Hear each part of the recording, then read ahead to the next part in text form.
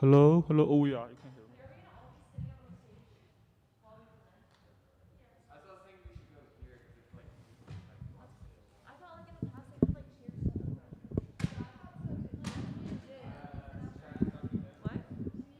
Hello, you hear me? Okay. Great. Thank you. Yeah. Hello. Okay.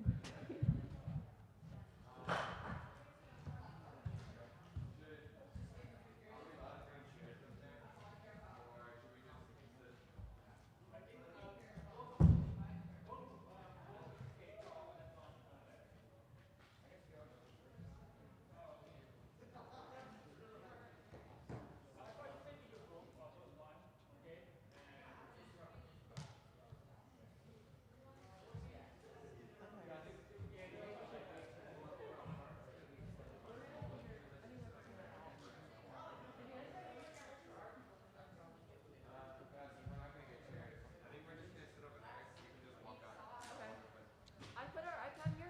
So my group, whenever you're going through, just like go to the next slide.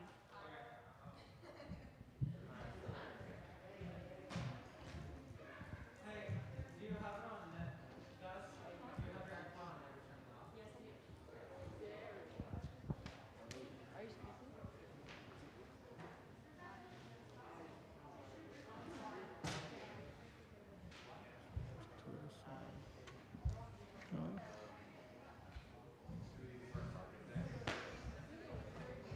Hey guys, just to let you know, the mic is not that far away.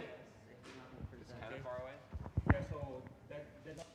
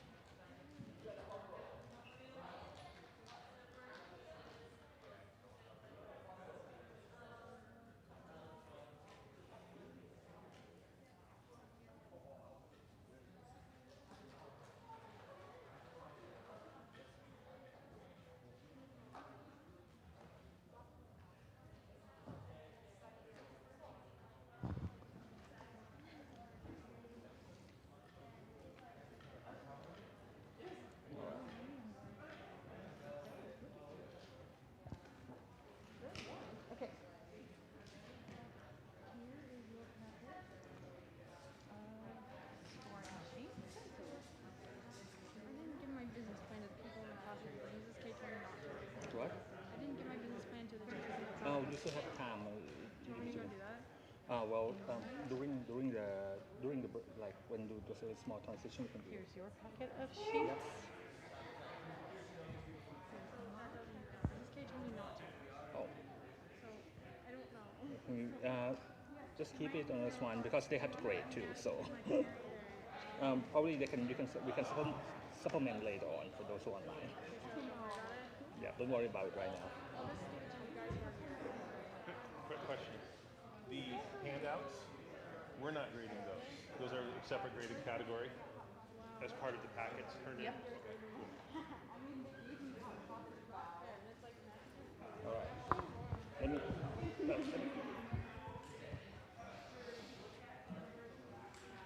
I thought about it.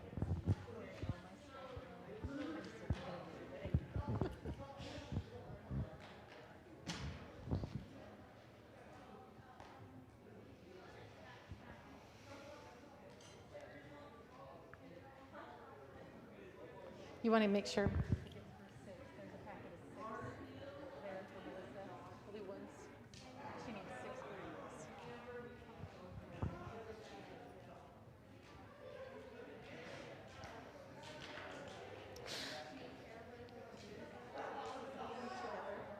We're just kind of along the front here.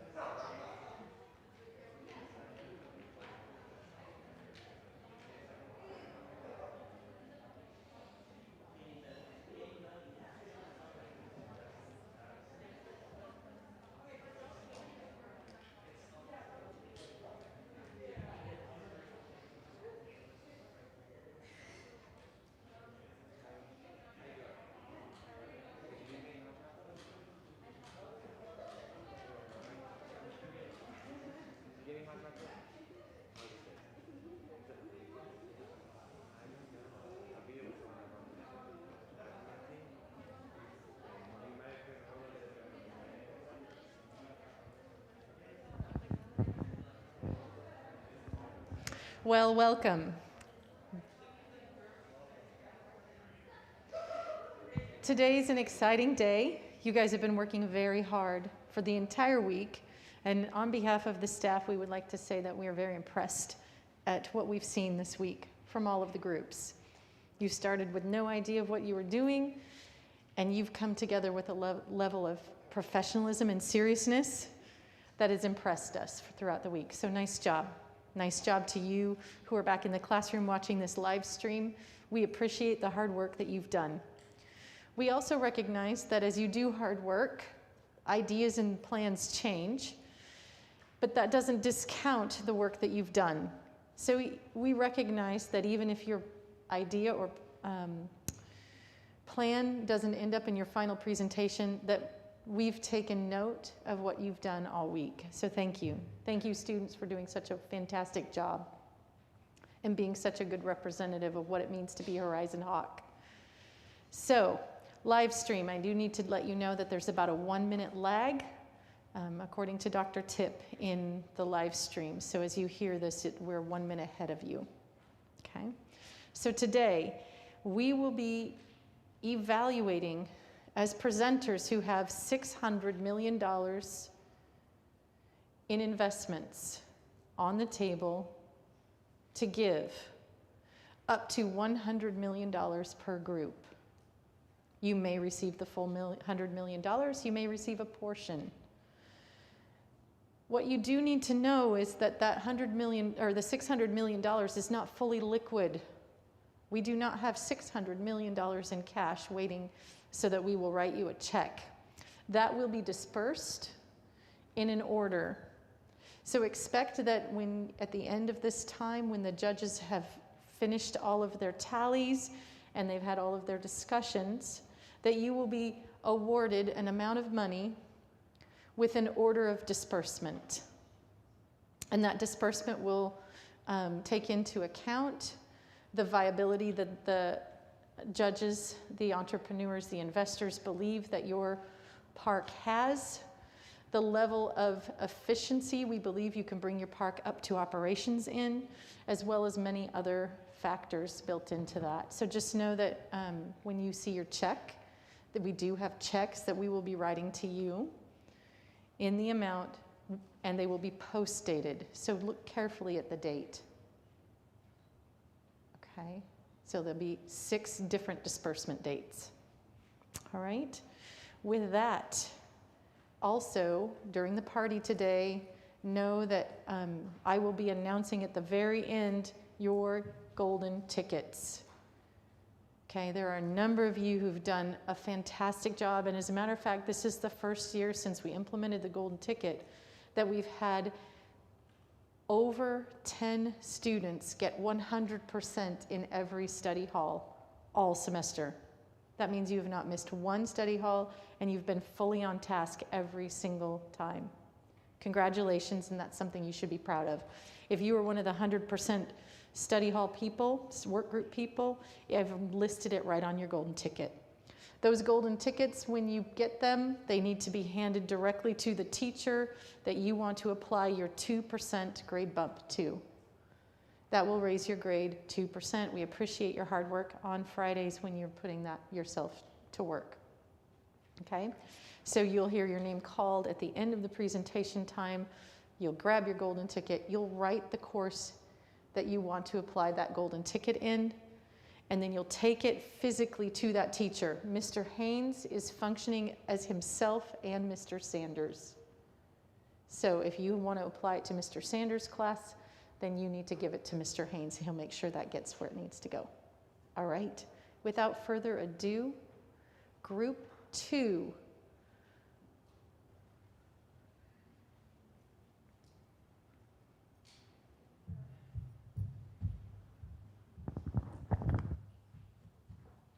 Hello, my investors. Now, how do you like Christmas? Christmas is the best time of the year. We get presents all the time. We get to spend time with family. It's snowing, and wintertime is part of Christmas. So it's great. It's fantastic. So our theme park is Ice Outpost, where our slogan is quite literally, where it's winter all year round.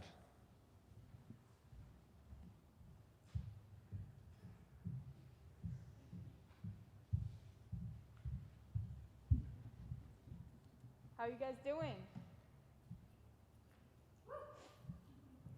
Ice Outpost vision is to faithfully serve our employees and customers through providing a fun and relaxing environment that portrays the love of God. If you're going on a vacation, you want to relax and have fun, not be stressed with like, where's my kid? Like, usually you don't want that. Our mission is to capture the joy of Christmas season because it's the best season of all because like everyone's there. And to share it year-round with our customers through our winter-themed activities. Our values are biblical alignment, safety, cleanliness, employee behavior, employee support, and community outreach. Gus will expand on this.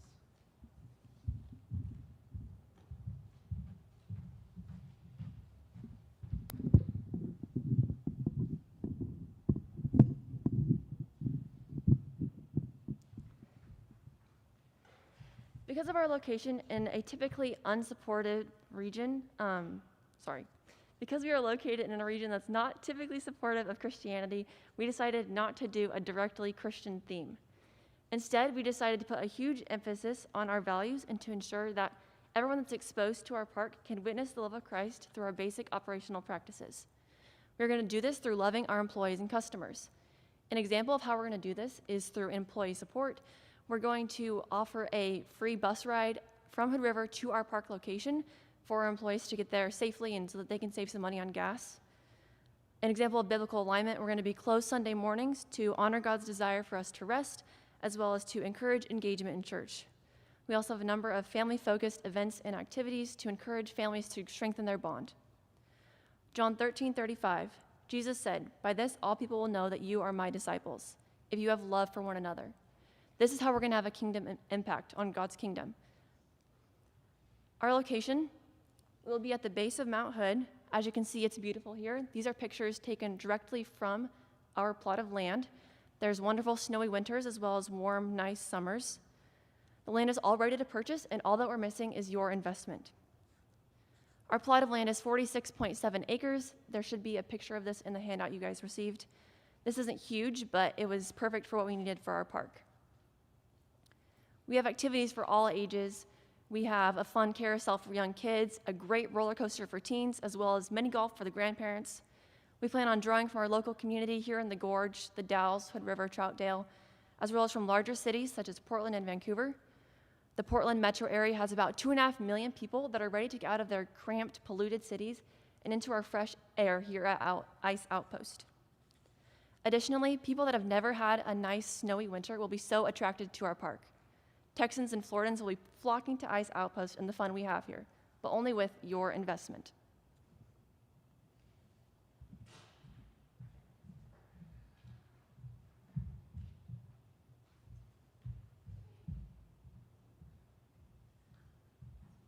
Hello again. Our advertisement strategies, we have a couple. We have pamphlets, billboards, websites, radio. We even have a logo, and we also have social media. Our pamphlets are going to be all around the local gorge area, such as hotels like the Hood River Hotel, Timberline Lodge, and just all around the gorge. We will be having 5 billboards all across the gorge. We have one in PDX near the airport. We have one in the Dalles, Troutdale, Hood River, and etc. We do have a website up with ticket prices and examples for our attractions and descriptions and everything we need. And we will be doing radio ads since TV ads are a bit expensive, so radio ads are a little bit within our budget. And this is our logo. It's our wonderful pal, Oscar the Penguin. He's pretty cute, right? He'll be on most of our merchandise and anything we will be selling at the park. This is what the billboards will look like. And we'll be doing social media, so Facebook, Instagram, and anything we need, such as Twitter. And we'll be doing a hashtag Ice Outpost, so you can enter in a once-a-month giveaway, and you'll be able to win a free ticket to visit Ice Outpost. Here's our website that we have made, and it shows you our king penguins, beautiful king penguins, some of the land, and we will have our contact information once the website is ready to go. We have several attractions such as ice skating, mirror maze, and etc. We'll go into that later. Here are our ticket prices for adults and kids that are ready to be purchased, just in case. We'll be supporting our local community by only hiring local contractors for any water, gas, electricity, any sort of bills that we need to pay, and as well as local restaurants. We'll be having 2 food truck spots open for any local business to come and support themselves and anything like that. We have partnered with Make-A-Wish Foundation, which is pretty self-explanatory, but Angel Tree is an organization that's helped over 700 kids in Oregon alone that with parents or relatives in jail. So we were planning to have them come over and have a fun and a good time over at Ice Outpost.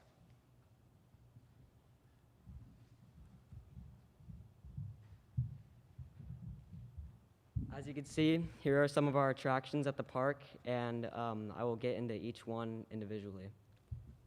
So we have 5 bathrooms around the park and 5 places you can also get food, and 2 help stations for lost kids, and 1 medical assistance building for if anyone gets injured on the premise. Santa's Workshop is a merchandise store where you can buy certain merchandise like Oscar the Penguin shirts, sweaters, and plushies, similar things like that. We really want to sell it at cost value so that we can spread Oscar's message, and everyone in the Northwest will know him. One of our attractions is the Spinning Snow Globe.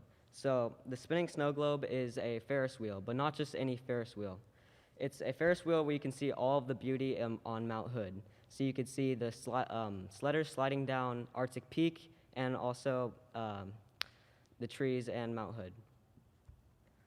So another one of our attractions is the arcade. So here you can go and compete with your friends in games like hoops, skee ball, hockey, other things like that. And you could also win great prizes like mini basketball and like candy, other things like that.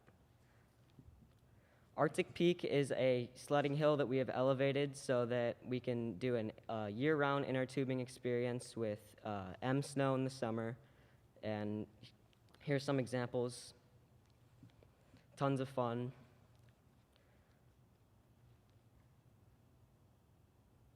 And here's the snow for the summer so we can keep it all open year-round. This is our ice skating rink that is located at the center of the park, and it's 40,000 square feet. And you can try tricks or just skate around and have great family fun. I think mini golf is something that we have, and it's something that is almost essential to any successful park. And so our spin on it is it's 18 holes of like Christmas-themed mini golf. This is our mirror maze, and you try to adventure through and get your way out of it, and try not to run into the glass. So another reason why we have the medical assistance building. This is our bumper sleighs, and it's similar to bumper cars, but our Christmas spin on it is it's a Santa sleigh that you're going to be bumping around and having a great time in. This is Below Zero, and basically it's a drop tower that is Christmas winter decorated, and so it's great for anyone who loves an adrenaline rush and similar to that, yeah. So even with our budget, we were able to fit in a penguin and reindeer exhibit, and so we have 10 penguins and 5 reindeer that you can go and see in the Arctic habitat.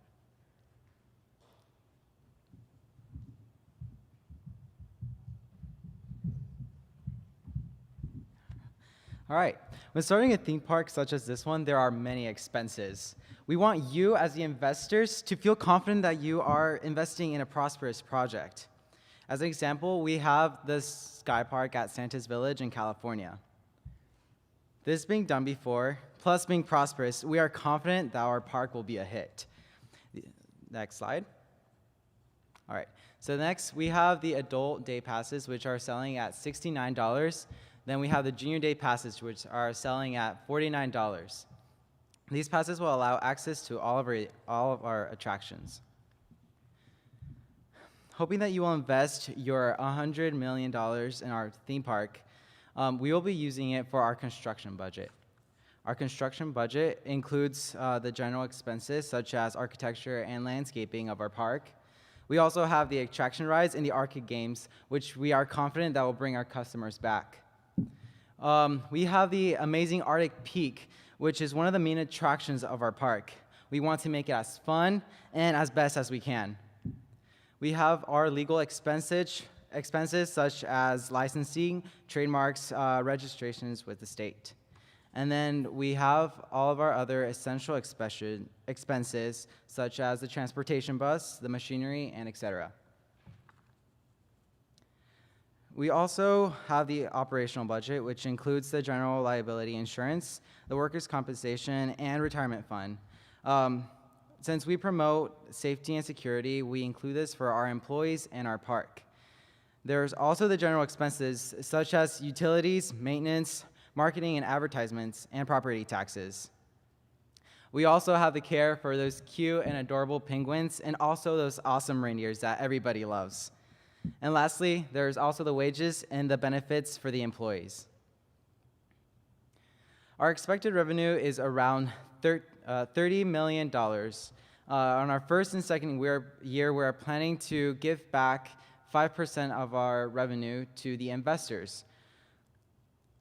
Our expected revenue will come from our entry pass, the premium, and seasonal passes, which should be roughly about half of the revenue. Next will be the delicious food and beverages that we are giving. And then next we have our marketing, which is merchandise that we'll be selling inside the park. We also have the rentals, such as the food trucks that will be there, and also the skates for the ice rink. And then we also have the separate games that will need some money to be. All we are missing is your investment. We're looking forward for your response, and we hope to see you again.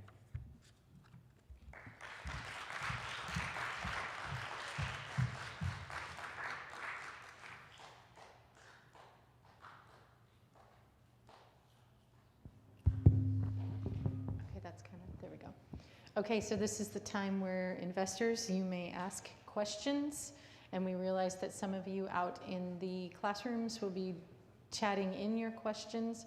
Also, groups, you may ask questions that will bring more clarity to the presentation. Questions?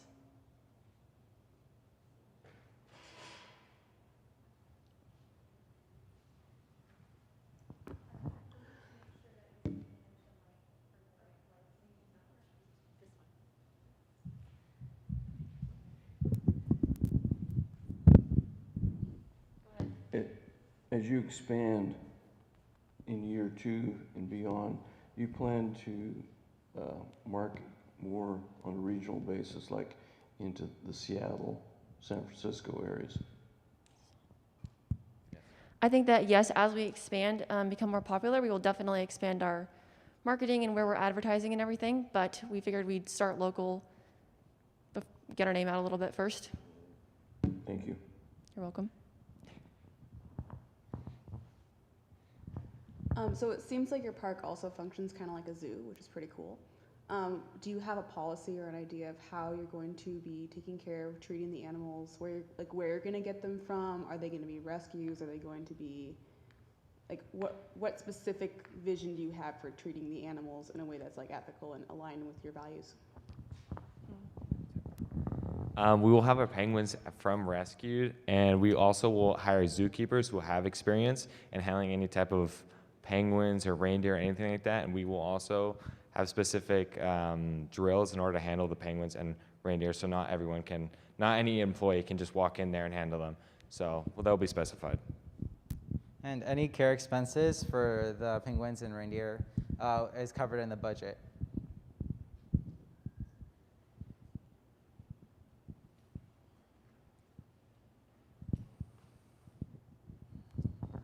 So how big will the actual zoo kind of be? Can we get our slides back up, or is that not an option? Okay, so no, not an option. The investors should have a map, but sorry, you don't. Yeah, perfect. If we go back to our map, please. The exhibits aren't a huge chunk of our park. They will be in the top left corner, so not huge, but they're there. They're not like one of our main attractions, but they're definitely something that will contribute to the winter theme.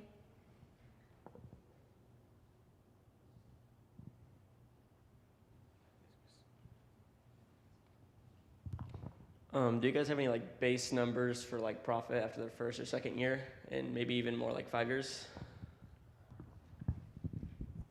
So as I mentioned before, we're planning for our revenues, our income for the first year to be around 30 million. We are not very sure for the after 5 years, since we're really hoping that more customers will come in. So Mr. Petshow is asking, explain to us again how the Christian element is evident in your park. Okay, so like I said, we didn't want to do a directly Christian theme because I feel like there's not a lot of popularity for Christianity here in the Northwest, like there might be in like Texas or other southern states like that. So we really wanted to implement our values and making sure that we are focusing and putting finances towards that and making sure that we're treating our employees great and treating our customers really well. Things like not being open Sunday mornings, or like I said, providing transportation for the employees to get to our park. You're up around the Parkdale area.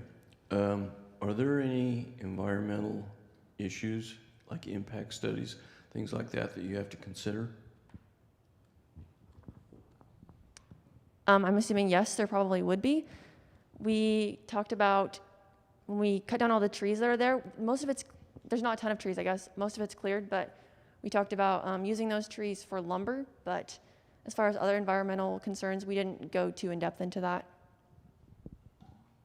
Okay, this is a question from Mr. K. How do you view a head-to-head competition with Mount Hood Ski Bowl? Our prices are definitely competitive with them. And apart from the Alpine slides, most of our attractions are pretty different. Our Alpine our version of the Alpine slides are M Snow inner tubing. They don't have M Snow, which is like really, I guess really good artificial snow. Yeah, really good quality, a lot better than what Ski Bowl has at theirs. And in addition to that, we have different set of attractions. Mr. Petshow would also like to know how many employees you plan to have. We're planning about having around 100 employees. We'd be paying the ones that are minors around minimum wage, and for the ones that are 18 and older, we'd be increasing the wages, of course, and then we also have to pay the workers who have their professions and the such. So may I ask a question about the wages? So do I understand you correctly that a minor doing maybe helping people into the ride would be paid minimum wage, but an adult might be, who has a family, will be paid more of a living wage? Is that kind of what you're thinking? Same job, different wages, or are you thinking different jobs, different wages? Oh, well, it's more of like the same job. Like the whole park, they will, whether they're doing one job or the other, they're all going to be paid. The minors will all be paid at minimum wage, and the older people, well, not older, obviously, that's a little bit offensive, but the ones that are over 18, they'll be definitely be paid more than the just minors. Yeah. I think that people will also definitely be paid, keeping in mind their experience. People with more experience, definitely we're going to consider they need higher wages.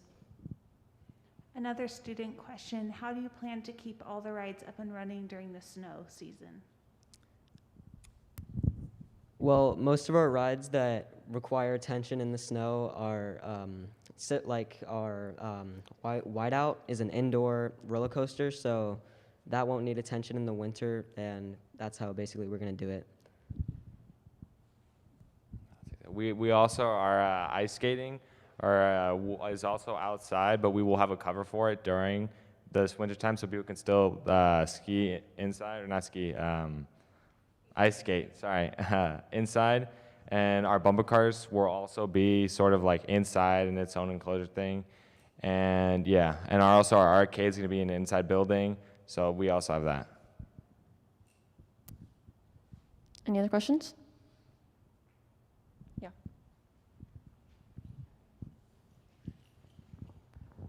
So your customer base are like city dwellers who are used to warm winters. I'm speaking as somebody who grew up with that, and like I don't know how to drive in snow. Like I'm pretty sure the first time it snows, I'm going to be crying the whole way I'm coming here. And if your park, I mean, I guess it could be used in summer as well. I like how you showed that. How are you going to guarantee your customers that they can get to your park if it's mainly marketed for winter things, but they're not good at driving in winter weather? Yeah, so kind of like how we have a bus for employees to get up to the park from like Hood River, for example. We haven't gone too much into that, but that's definitely an option that we're considering doing, having buses that can transport people if you don't like driving the snow. Yeah, and thank you for the suggestion, because I actually didn't consider that, but that's a good point. I would definitely look into depth with that, because I know for a fact, I know some people that are scared of driving in the snow. So yes, I will definitely look into that. I think we could also cooperate with like state officials to make sure that the roads up to our park are clear and make sure that it's safe to go every time.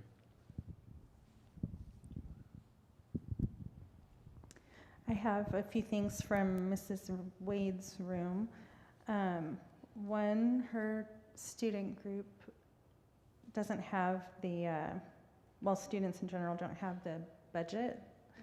So I think they want to see, I don't know if you have a slide that kind of outline that, and you can allow students to look at it a little longer. Okay, so I understand that you guys were given a packet from our group, and there I have the budget with the construction, the operational, and the percentages of the revenue. Right. I guess students were curious to see that as well, and they didn't have the option or weren't able to. So I don't know if your slide, if you want to allow students to see more of your breakdown.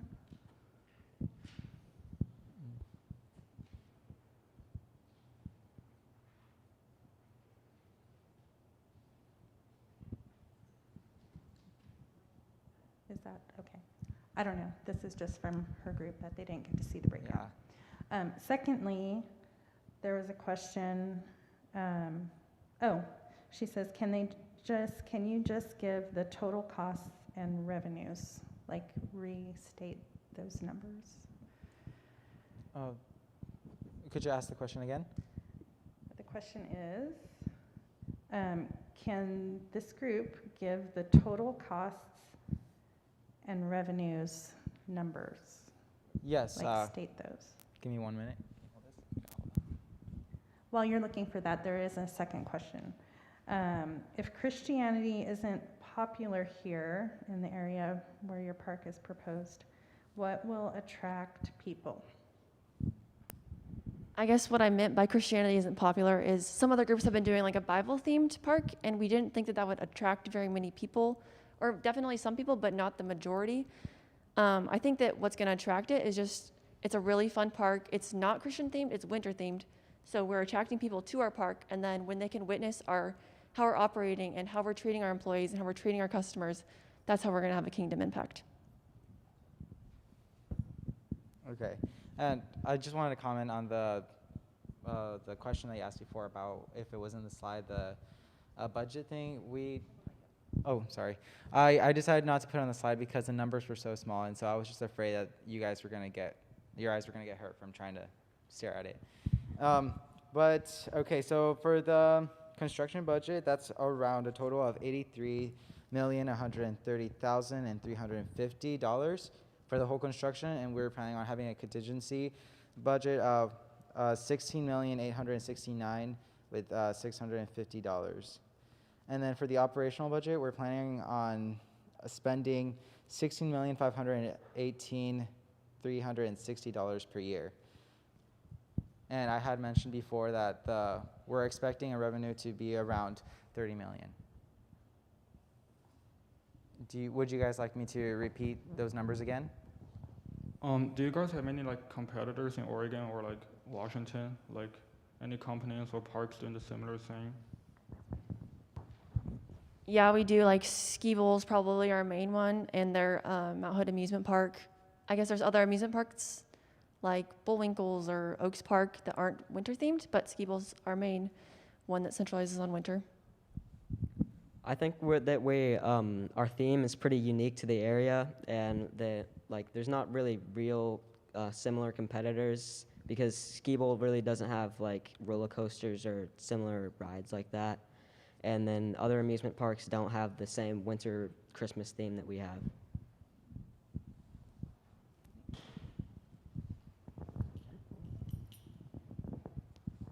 When are you planning on opening this park? As soon as the investors decide. Yeah.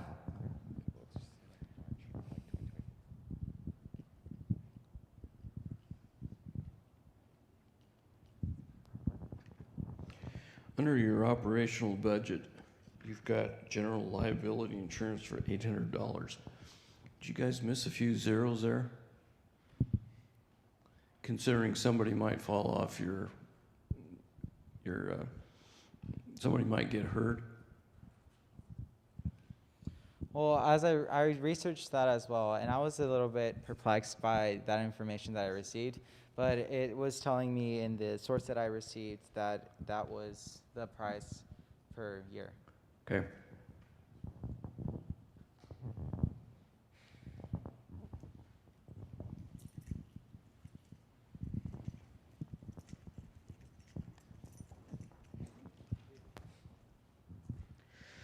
So what is your plan if you ever get a bunch of lawsuits from either injuries or from lack of supervision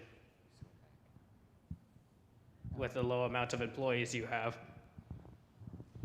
Well, if any injury is related to an employee, that was covered under the workers' compensation. And of course, we're not trying to get sued or anything like that, which is why we're making sure that we're covered legally with any insurances and just protection for our park.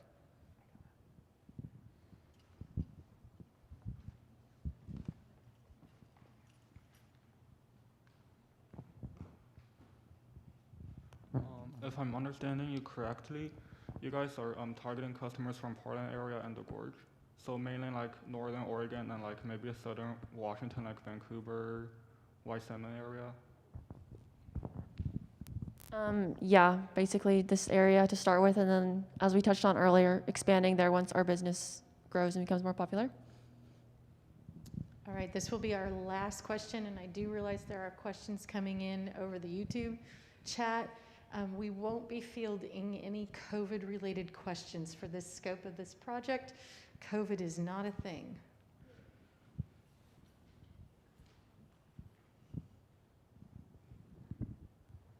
So this park, I'm assuming there's just, you go for one day, but also I can't remember if I saw any parking or how people get up there, because it doesn't look like it's a main road either. Yeah, there is a road that leads up to it. We'd have to pave that. Obviously, that's under our construction expenses. That's our parking lot in the bottom corner. The investors should have a copy of our map, but students don't, so we apologize for that. And then there will be no parking fee. It's all covered under the entry fee. And that's for the whole park and just parking in general. All right. Thank you. Will you please show your appreciation for the presentation? And now presentation slot B. Come on up, group.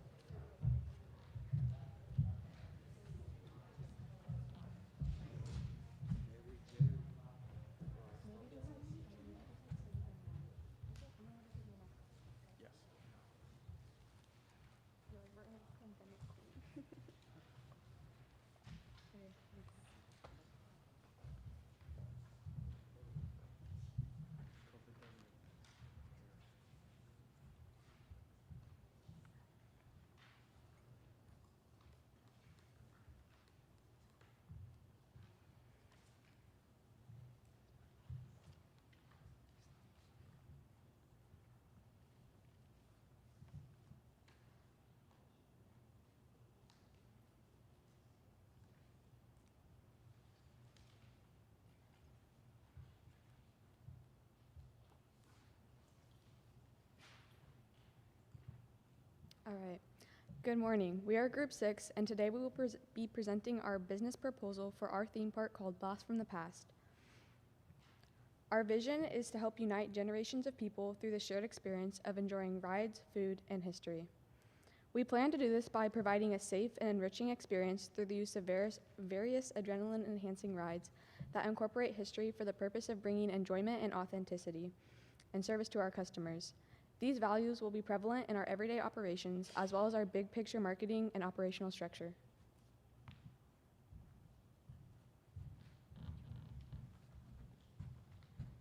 So, some normal business operation things. Some sources of income are mainly our roller coasters are kind of the main thing for our theme of our theme park. We also have scattered restaurants, so we basically have two. One is a diner that will be sponsored by Chick-fil-A. Yes, we called them. It is confirmed. They would like to sponsor us. And it'd be more of an old type of West 60s, 80s type of feel to the diner.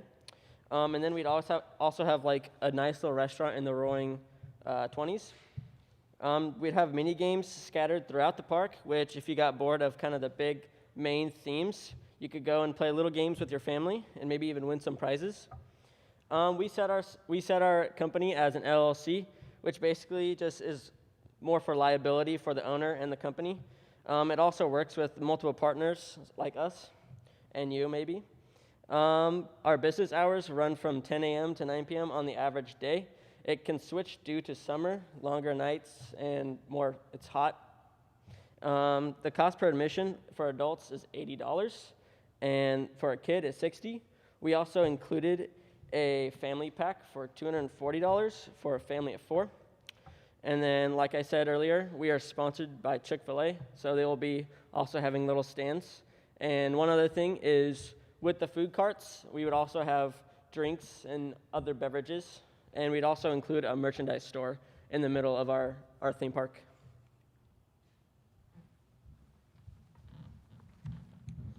We are located in Wilmer, Texas, just outside of Dallas. We are about 20-ish minutes just outside of Texas, and we have a 94-acre lot to build on. As you can see up in the top corner, that is the plot of land that we will buy, and that is our map, our design of our park. Why are we doing this? As Matthew 5:16 says, in the same way, let your light shine before others, that they may see your good deeds and glorify your Father in heaven. We believe this verse captures how we want our park to be perceived.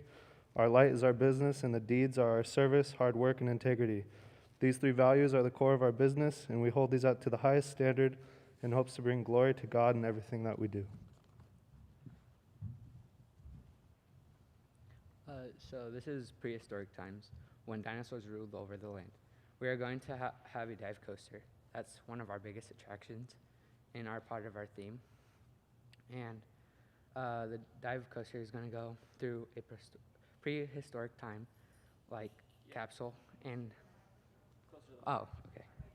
and a big meteorite is like going to come out of like the ceiling and is about to hit us, and then we're going to dive down into water. It's going to be like a splash mountain. And we are going to also have mini games, drink stands all around the theme, and dino nuggies for like treats and stuff.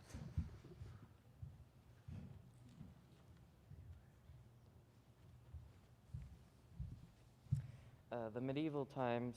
This section of the theme park has the medieval saga, a dinner theater, Camelot's quest for the Holy Grail, medieval challenge to arms, mini golf, bumper cars, but jousting, the abandoned barnacle, a pirate ship swing ride, and medieval games like ring toss and other medieval carnival games. Food carts containing medieval themed snacks will be scattered around the section.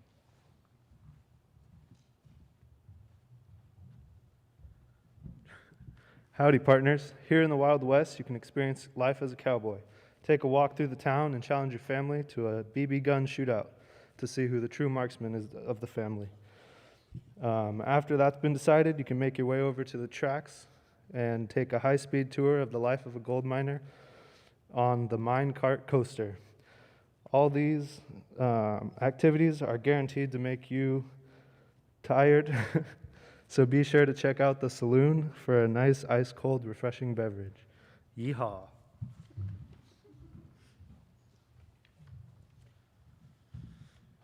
The Roaring 20s. This was a time of partying and being fancy, with lots of cars and dancing and food. Some of the attractions we will have in this one are a teacup ride. The name of the teacup ride is the Teacup Waltz. We would also have a antique car ride. So you're driving the car, but you're on a track. We will have a dance floor and live music for the dance floor. And we will have a pancake house as one of the main food sections. Food restaurant. Yeah, my bad.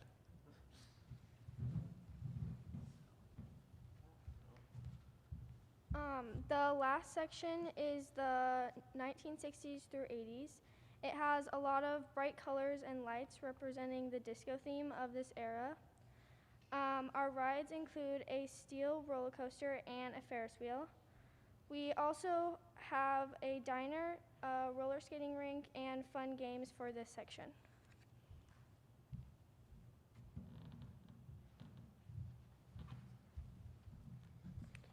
So here are some total costs. I think before we get into this, I just want to explain real quick that there are 5 sections in our theme park. Those were the 5 themes. I can also list them right now: Roaring 20s, medieval times, the Western, 60s and 80s, and the prehistoric time.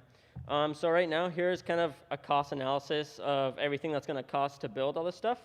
So it looks like the Roaring 20s, medieval times, the Western, and the 60s and 80s are right around $7.5 million per section.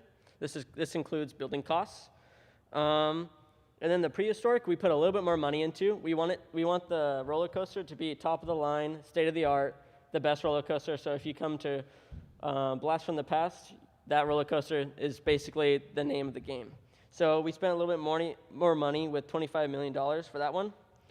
We also spent $7.5 million on our middle section. So it's basically kind of the main area of our theme park where you go and you can kind of disperse depending on how you go. We also included a medical place in the middle. We did a drop zone which is basically, as you see in the top right corner, it drops you at like 90 miles an hour, which is pretty crazy. We spent $9 million there, and then we also included $10 million into marketing, which we'll get into sooner or later. And then, so that came out with a total of $84 million with a spare of $16 million. Sweet. Some finances. So sorry students, I didn't give you guys all a 4-page Excel sheet, but I know I did to the investors, so I will kind of explain everything on it. So at the very top, you can see that we have, this is out of 12 months for sheet. This is year 1. This is our projections. At the very beginning, we put in 1,500 people every day that would come into our theme park, which is your 45,625 number. And then from there, we said right around the average for one ticket is $70. So we basically kind of multiplied that to get right around $38 million for our beginning. Nothing out of it, just $38 million from our profit. Now right below that is all of our expenses. So we were paying $200,000 in utilities. Our phone bill was pretty high at $100,000. One thing to know about this whole sheet and our whole entire presentation is we went high. We always go high. We always projected high and then looked for the bottom outcome. So all these numbers are basically the low of the low. And so we kind of went through all the expenses, employee wage, manager wage too. If you see at the very bottom left, we also put in a 10% increase in our profit and in our expenses. So, and we also increased our employees' wages by 10% every single year. And by year 5, we wanted our managers to be basically at $70,000 per year. So we did that too. We kind of estimated that into our numbers. So if you guys want to look at our profit, right around the end, our total profit was $4 million. That's not including property. That's not including giving to investors like you guys, which is one of our high priorities, is giving back the money to our investors. And then obviously paying ourselves because we want to have a living too. And then the next 2 pages are just year 2, 3, and 5. If we can skip to number 5 would be great. So basically, at the end of the day, at year 5, we'd be making right around $12 million. I think that's pretty good, honestly, for where we are. We also increased our manager's wage to $70,000. So after year 5, we're paying our managers a pretty good yearly, and then our employees are making right around $35,000. So not a bad job for Texas, and it's a better job than the average job because in Texas the minimum wage is $8. We're paying them like 12 or 15 after year 5. So that's kind of the cost analysis for our group.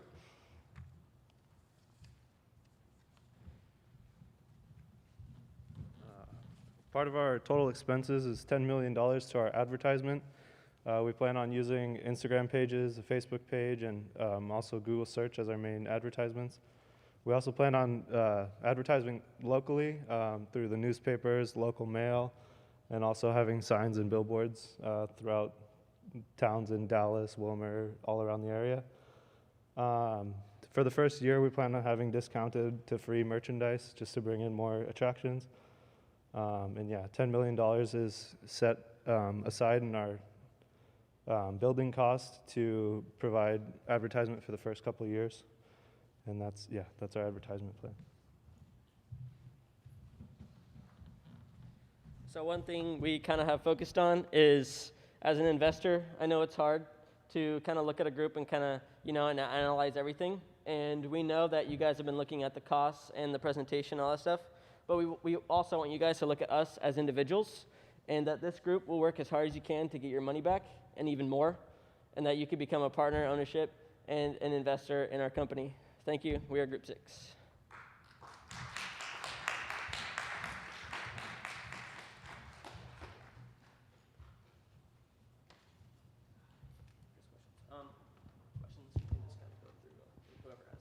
Okay, questions? Did you guys come up with a billboard design?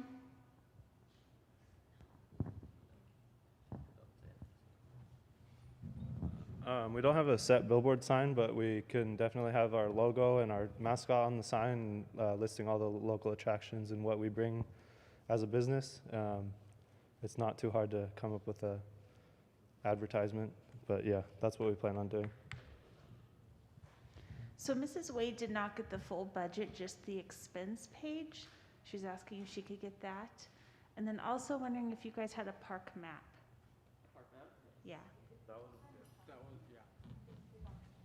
Yeah, we have a park map. I think the investors have their individual map, but we also have, if you go back a few slides.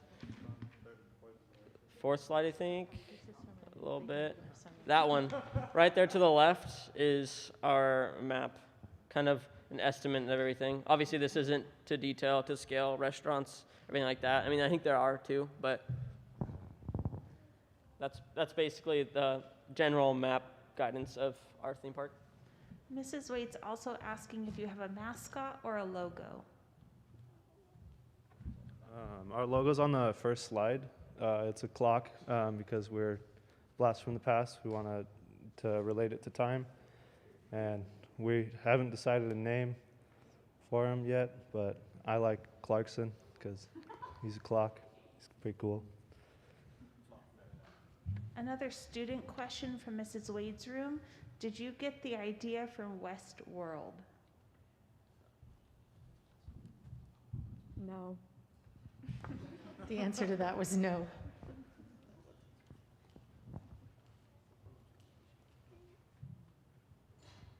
Okay, so my question is, do you guys have any competition in the area? And if you do, how do you plan on taking in customers compared to that competition? One thing I think that sets us apart is the one competition that I think, honestly, over like the nation, and especially in Texas, is Six Flags. But I think they're kind of general, and they're not really themed. And I think when we have a theme and each section has its own little thing, basically that kind of sets us out. And putting $10 million into marketing, I think that kind of sets us apart too, that we're really marketing ourselves in the local communities and in the city.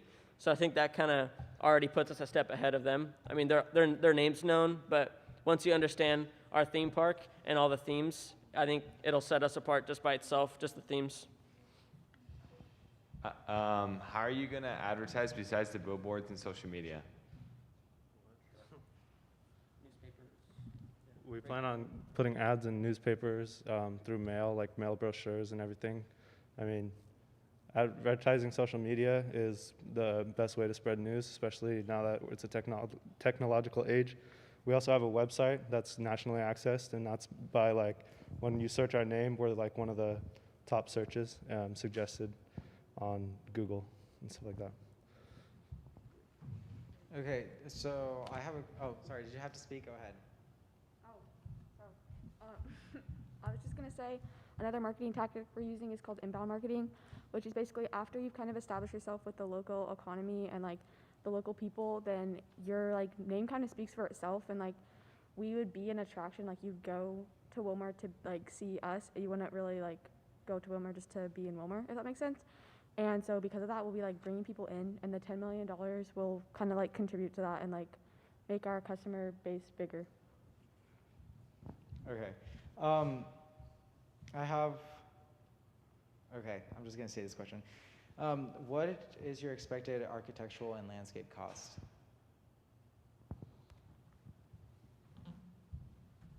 Are you saying the themes and that type of stuff? or like the building costs with the roller coaster, or are you just saying like the theme and like the landscape of it? Well, I'm generally speaking, like, how are you going to change the buildings and the themes? How are you going to change the whole land and everything? We kind of already did an analysis on that, and looking at, so that one slide that said the total costs, that kind of accounted for it already. So as you can see, like, we did some used roller coasters too, but they're like in great condition. They like were barely used at all for like a year, and then their price just dropped. So we're using some of those, and so that kind of brought it down to like $2 million. And then from there, the rest of it, all the money went straight to theming the park, landscape, and hiring the people for that job. So at the beginning, you guys had your prices on the tickets. I saw that it was $240 for 4 family members. Personally, I think that's quite expensive, and if I had a family of 4, I wouldn't want to pay $240. How do you guys expect, or how do you guys plan on getting your customers to pay that amount for just 4 family members?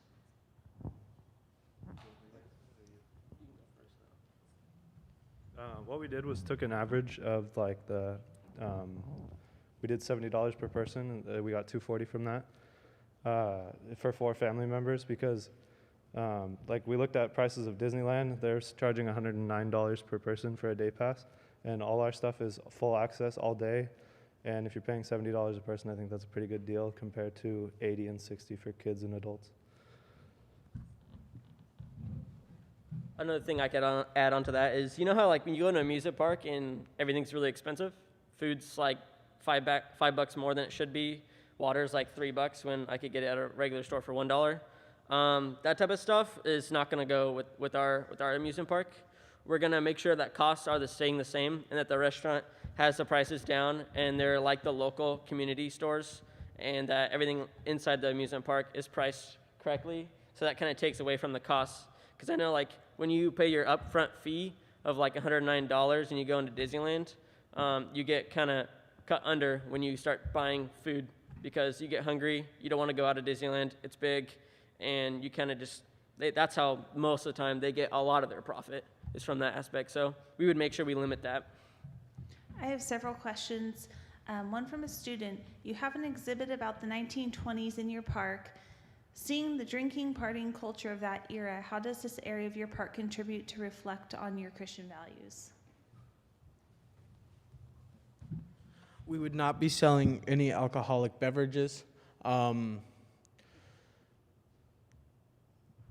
Yeah. Okay. Question from Mr. Pet Show. As a potential investor, when could I expect payback on my investment?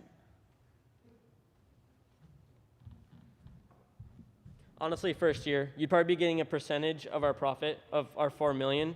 So that first year, we'd probably be paying you, honestly, probably close to $1 million in your upfront costs.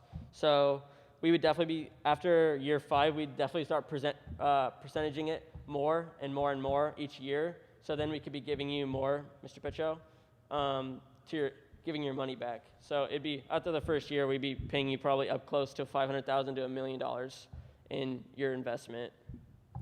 Question from Mr. K. The Chick-fil-A sponsorship deal is awesome. How much money did Chick-fil-A commit to kick in as our corporate sponsor in return for their advertising?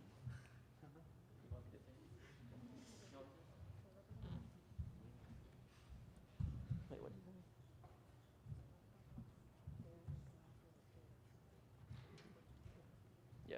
So one thing about Chick-fil-A that's really cool is, I know as a family we've been looking into it too, is that the line for Chick-fil-A is always big and they always get a lot of profit.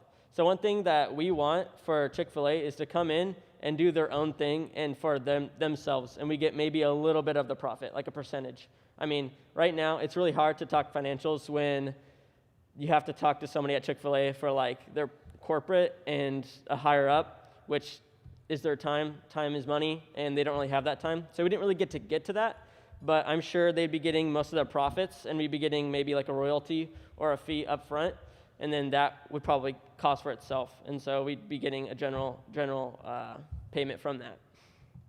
Another question from Mrs. Wade. It's 2-part. Can we see your mission and vision statements again, and can you elaborate on your kingdom impact?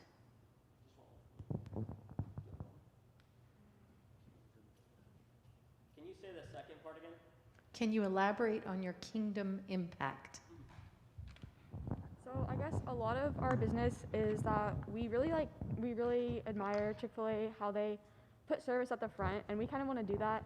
And we think like through showing people God's love and just like how we treat our employees and how we treat our customers, that we will be expanding on that, and they will know because of how we act.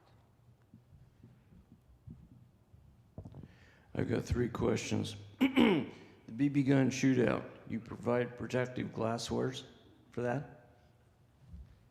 It's more of like the shoot out the star game where you have the little automatic rifle and you try to shoot the little BB gun and see who can fill out the star first.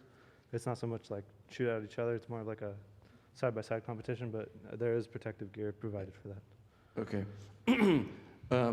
Going to the Dallas area, are you guys getting any kind of local tax break, for instance, for property taxes for building this out in Wilmer, I think it is?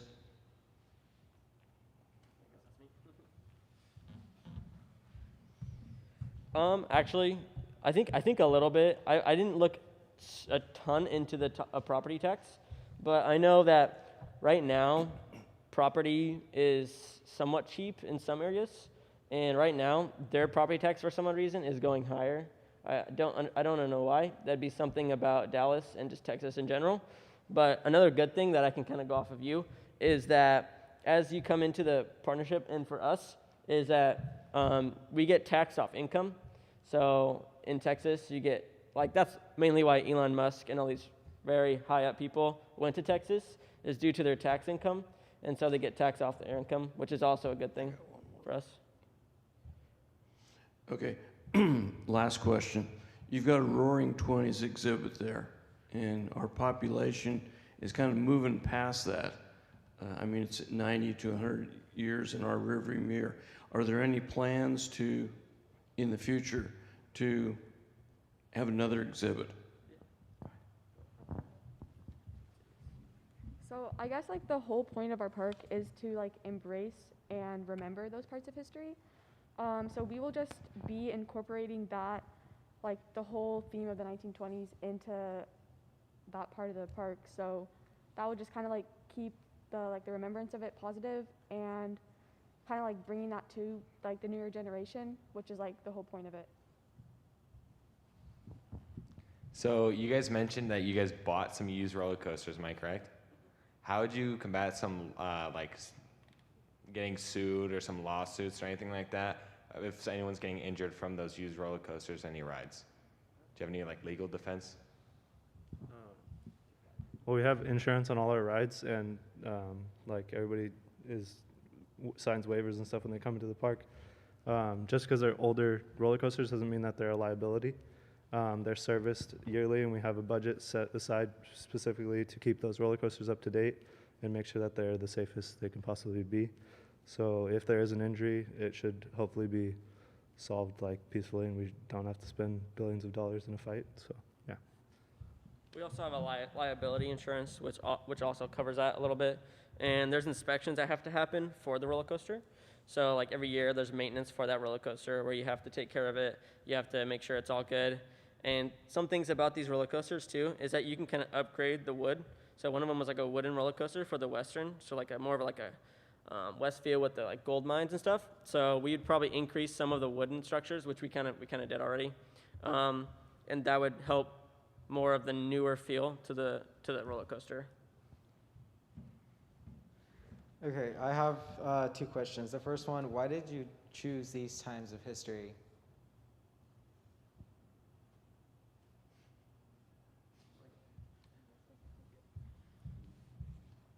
We just thought that these times were like very iconic, I guess, and just also we didn't really want to remember, like we wanted to like look at the positive side of history and be like a place where generations could come together more rather than like focusing on war and like other parts that we might not want to just continually talk about in a positive way, because you can't really.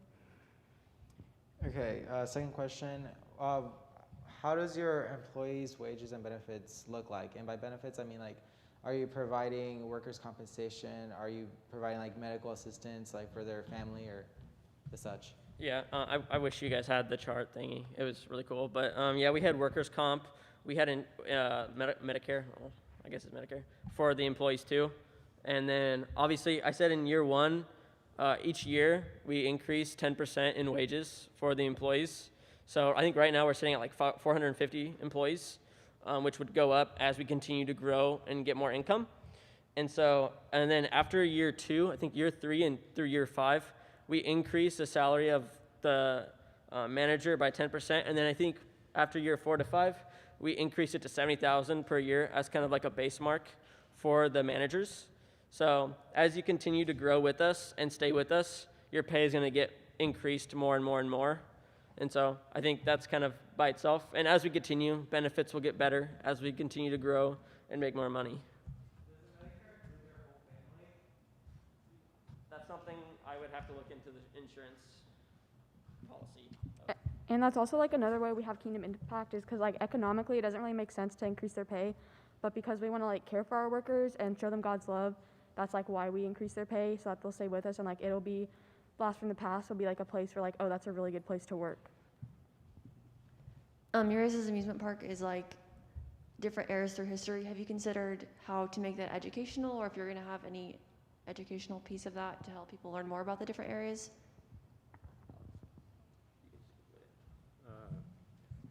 Yeah, the reason we like chose these are they're like cool, interesting times in like around the world and like in America as well. So like there is history behind everything.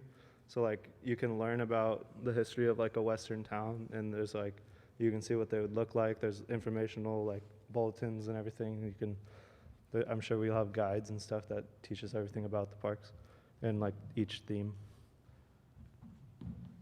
Another thing we can add to that real quick, we kind of spaced it in the presentation, but we're actually doing a drive-in movie theater, which is also a really cool thing. So we have a big parking lot like right outside in the main entrance, and then from there we'll build a drive-in movie theater, leave the asphalt, get a projector, and then a big flat screen, which isn't really, not a flat screen, but basically a blow-up, and that doesn't really cost much, honestly, compared to a lot of the theme parks. And so we're going to do that, where people can come for like a discount or like no money, a fee, where you bring like your classic car, and you can come and watch, and we'll probably play like old movies, new movies, kind of everything around it, maybe Jurassic Park, because we have a prehistoric theme, so that's another thing. I have a budget question. What is your expected insurance? And you show 200,000 in utilities. Where did that information come from?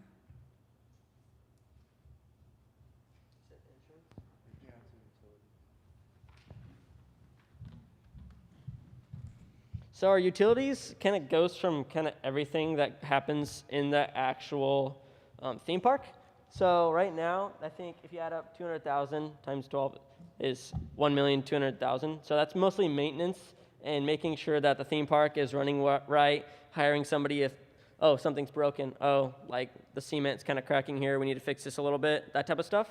And then the insurance, we have a WC, which is 150,000. That would most likely cover most everything for it. There might be more like liability insurance and that type of stuff, which normal liability isn't too expensive. So we could also be looking at that too. But that's honestly about it. Then licensing and fees are also something that kind of costs a lot and can be annoying.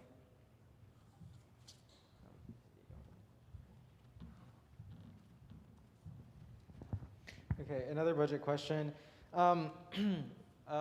So we know that rides, those take up a lot of energy, and from what I've looked up, it's like at least 500 per day just to operate one of those things. So in your utilities budget thingy, are you including the electricity to power those rides?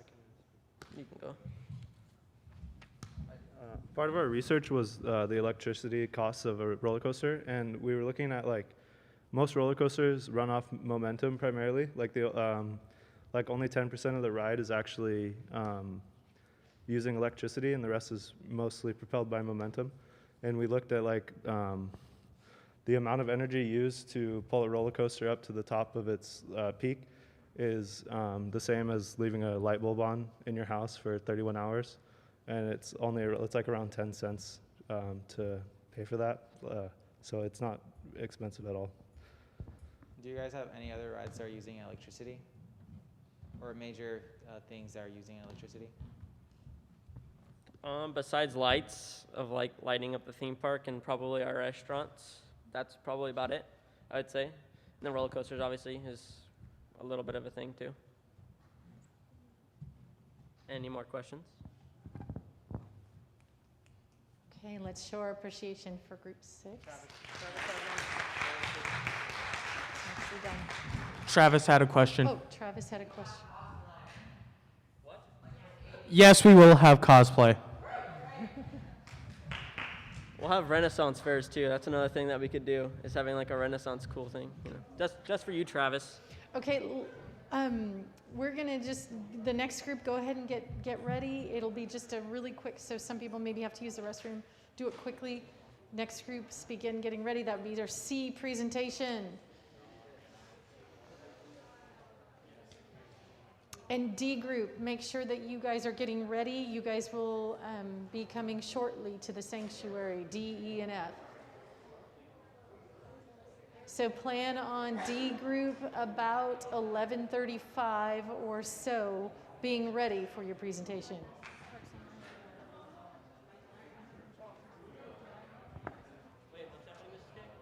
Just a quick.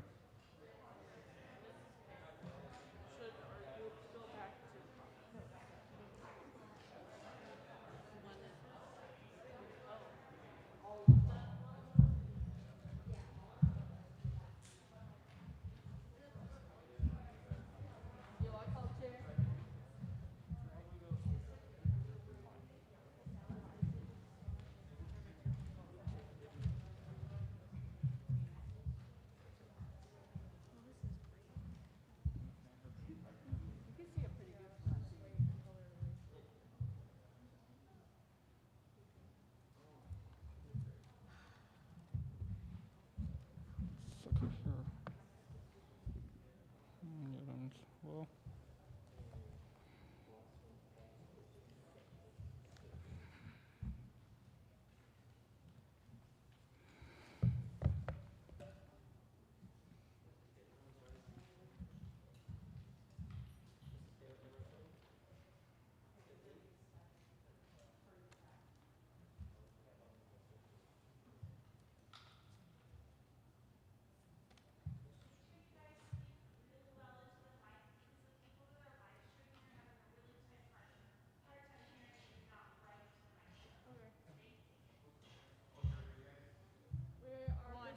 We are number 1.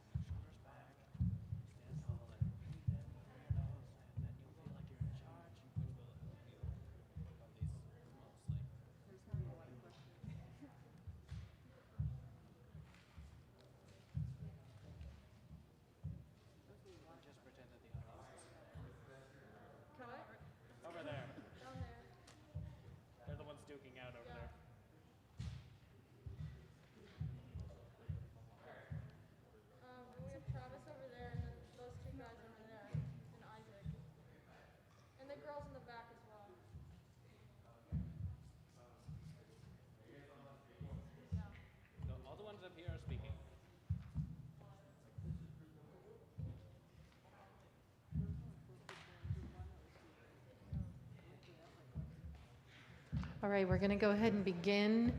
Are all of our investors back and settled?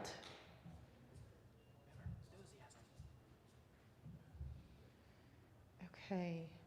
Do you have all of your group ready to go? All right. Please, CEOs of the groups who are out here as audiences, make sure that you have your whole group with you.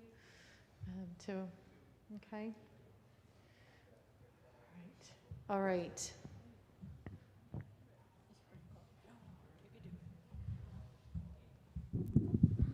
Hello investors, we're Group 1, and we're here to present the Heaven of Earth Adventure Park.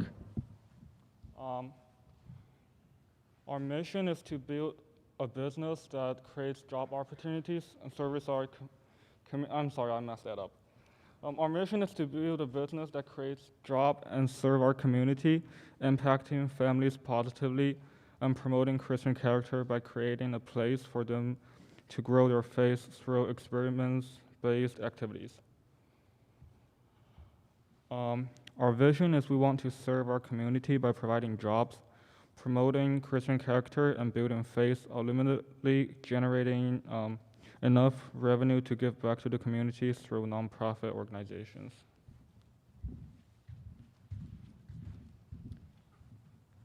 Heaven on Earth's goal is to have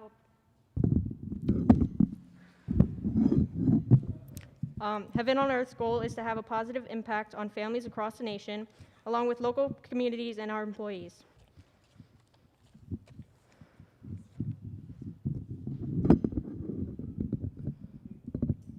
Okay, thanks. We will achieve this goal by promoting Christian character through team and faith-based activities in the park for families and creating jobs in a faith-based environment, as well as supporting local nonprofit organizations in the long run. Heaven on Earth plans on starting construction in July of 2021, and then finishing December 2023, and then opening somewhere in January 2024. Heaven on Earth's business hours are pretty normal, Monday through Thursday, 8 a.m. to 8 p.m., and then Friday through Saturday, 8 a.m. to 11 p.m. We extended Friday through Saturday because we will be closed on Sunday. And we are closed on Sunday because we believe that that's a day that you go to church and spend time with God. Our water park is closed during the winter, and then food closes at 9 p.m.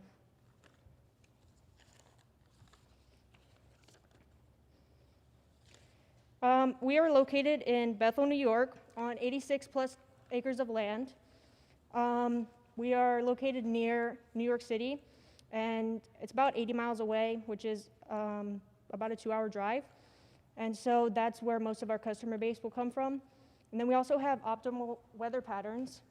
The temperature is not too hot in the summer, but it is cold in the winter, and that is why we will be closing down the water park. So in this first verse, just as the Son of Man did not come to be served, but to serve and to give his life as a ransom for many. This verse represents us wanting to give back to the community. Heaven on Earth will give to the community by donating money to local nonprofit charities and by creating happy families. Verse number 2. A joyful heart is good medicine, but a crushed spirit dries up the bones. We included this verse because we believe everyone should have the opportunity to be happy. Heaven on Earth will provide happiness by creating a fun and exciting environment. Verse number 3. But the fruit of the Spirit is love, joy, peace, patience, kindness, goodness, faithfulness, gentleness, and self-control. Against such things there is no law. We chose this verse because we want to promote Christian character, and also one of our sections is called Fruits of the Spirit.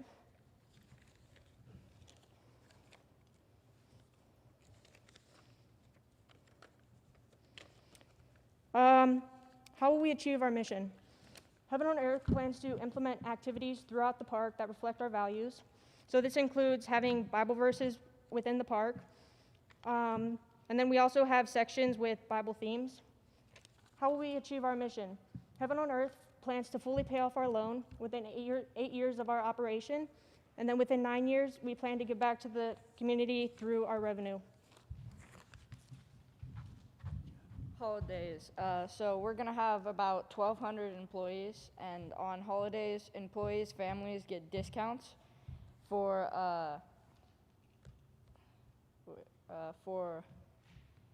the holidays, so their family can come and stay on the holidays and stuff. And New Year's, we're gonna be open all night, and New Year's Day will be open like normal business hours. And next slide.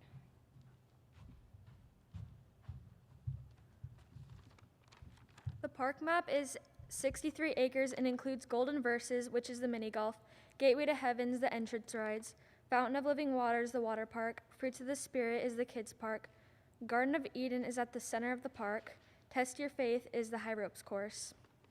And the parking lot area includes a hotel with breakfast, lunch, and dinner, and a pool, gym, and dining room with 100 rooms for you to stay at. The parking lot holds 300 parking spaces, and with the hotel is a total of 5 acres. This Gateway to Heaven starts at the entrance of the park, including our 2 main attraction roller coasters, a carousel, and a stage for our kid-friendly Bible shows featuring our mascot, Gabe the Adventure Guide. Gateway to Heaven is also a primary place to purchase your tickets for the day. This is a park for kids to run around and play at, next to the center of the theme park, including a fun, fruity theme relating to the fruits of the Spirit. Garden of Eden's at the very center of the park, holding a beautiful garden and a great sit and eat spot, with 2 food trucks and benches to eat at. Golden Verses is the mini golf located next to our Leap of Faith rope course. Around the 18-hole mini golf area, on the plastic and metal podiums, you'll find inspirational quotes and Bible verses, giving it the name Golden Verses. The 5th section of the park is called Test Your Faith. This activity includes an intricate high ropes course along with several zip lines that will challenge the faith of families. With one of our core values being centered around building faith within family, community, and ultimately God, we chose to include this section of the park that would challenge visitors to step out of their comfort zone and trust in something greater than themselves. For section 6 of our park, it's called the Fountain of Living Water. This section includes a large pool with 3 water slides, 3 diving boards, and a rope swing. Traveling through the middle of the park, we included a lazy river. We also added several kids' pools along with plenty of seating and picnic tables to ensure that there is a place for the whole family. This section of our park helps reflect our values by being a source of constant joy and relaxation. With most of our attractions featuring adventure-based activities, we wanted to add this section for guests to relax, representing the unconditional rest we have in the living water from Christ. Investors, we know that you not only care about Christian values and morals, but also that you value a well-planned out financial statement. That's why we created a park with revenue potentials to pay off the $100 million loan in just 10 years and begin generating enough revenue to ultimately give back to the community. Heaven on Earth theme park is set to start construction or be done with construction by the end of 2023 and open at the beginning of 2024. With this in mind, we estimate that the labor and fringe costs will be about $3.5 million per year before the park opens. When the park opens in 2024, we estimate to hire approximately 1,200 employees, pushing this budget to $46.5 million per year. For non-labor and fringe costs, we included a budget for traveling, meeting and conferences, and other small materials and supplies for pre-opening. With this, we estimate a cost of $130,000 to $230,000 per year. In 2024, we plan to increase this budget to $5 million per year to fill the restaurants, the gift shops, and the snack and beverage shops. Our 86-acre lot is costed $465,000, which will be a one-time cost in 2021, and our utilities is estimated to cost $350,000 by the end of 2021.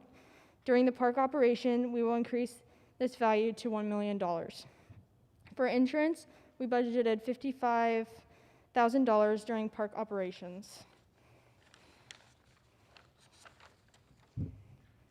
With advertisements being one of our highest marketing tools, we budgeted $1,090,000 to cover the websites, billboards, and small TV ads. Upon opening the park, we estimate almost double this to about $2 million. For the construction of our park, we split it into 4 different sections: the infrastructure, the other, main attractions, and parking. For infrastructure, we included the main office, the emergency medical center, restrooms, help center, rental center, hotel, etc.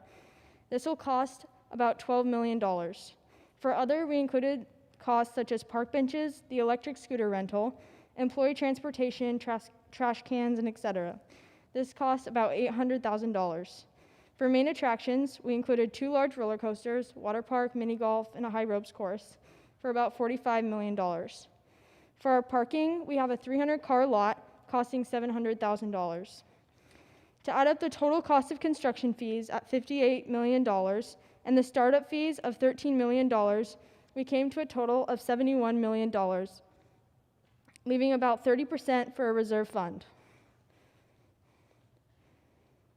This is our revenue and income. We split it into 7 different sections. First, we will be getting revenue from our hotel and park tickets, also restaurants, the snack and beverage shops, the gift shops, parking, and e-scooter rentals. For our hotel, we have 100 rooms, and we estimate that this will bring in a revenue of about $13 million. For park tickets, we believe this will bring in a revenue of $35 million. Restaurants, $8 million. The snack and beverage shops, $4 million. And our gift shops, $156,000. Parking, $2.5 million, and e-scooter rentals will be about $1 million. To add up this total cost of revenue in 2024, we estimate to get a revenue of $64 million.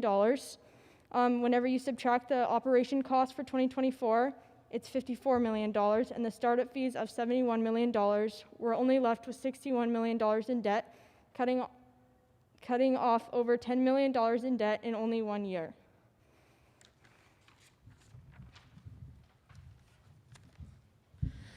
Alrighty. First off, hi Mom, I heard that you were watching this. So we have created many ways of marketing. We have our own website that you could actually go to. It mainly includes just the creed that every employee would have to go through if they're being hired, and main attractions. We also have billboards, TV commercials, and also radio ads. So this cute little guy here is named Gabe the Adventure Guide. Because our park includes so many adventurous activities, we created a mascot that could take guests through the park, guiding them through the property. Gabe helps support our mission by making heaven on earth come alive and grow families in their faith and community. So this is our billboard. Our billboard design includes Gabe the Adventure Guide, as you can see, as well as our main entrance, a roller coaster, a fountain, and a water slide. We created this billboard to help inspire guests and inform them of our vision.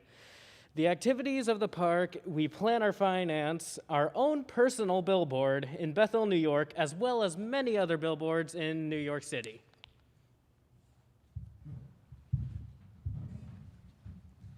Thank you guys, investors, so much. We're looking forward to build a bright future with every single of you.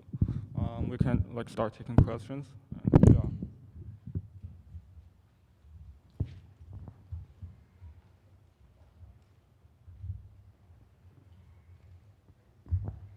Do you expect a large enough Christian base out of New York City to be your main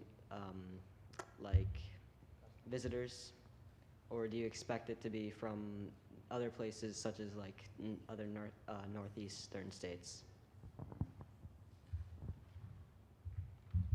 So yes, obviously we are targeting a lot of Christian audience and Christian families, and those are, yes, spread out throughout the United States, but also we believe that our park is not Bible themed so much that it won't attract non-Christian families. We basically just wanted to show ourselves through the base of our park, and so that would just reflect our Christian values through that, but we don't believe that it would scare away non-believers. Do you have any other amusement parks that you're worried about or anything like that near you? Yes, there are those big amusement parks. However, I think that just because the feel of our amusement park, we're specifically attracting small families, and also there's not a lot of amusement parks based on Christian values in the United States. In fact, I believe there's only one in Orlando, Florida. So this is kind of just a once in a lifetime opportunity for families to experience that. And one more question. What is like the Christian population in New York? And yeah, that's pretty much it. I actually did not research the Christian population in New York. I do know it could be small compared to some other states. However, just based on being close to New York City itself, I believe it could be a destination for families of all religious backgrounds. Okay, thank you. One of my questions, how does the lazy river promote Christian values?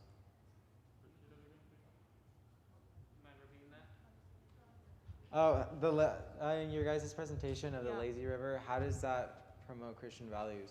I wouldn't say the lazy river itself promotes Christian values, rather it just being kind of like a fun, relaxing ride. And that kind of reflects, like I said, just our values to rest in the living water of Christ.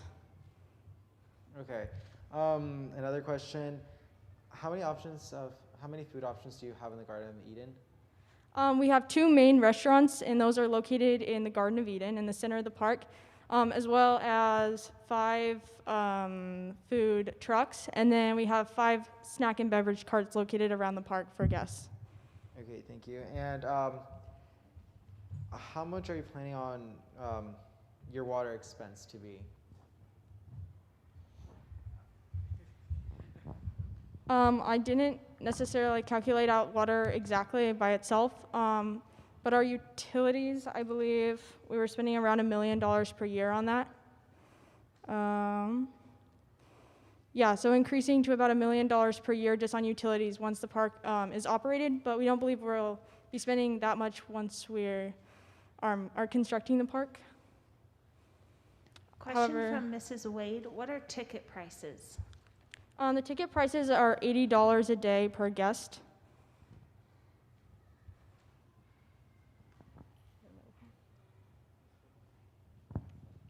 So how specifically do you plan to market to non-Christians and people that are like generally opposed to religion?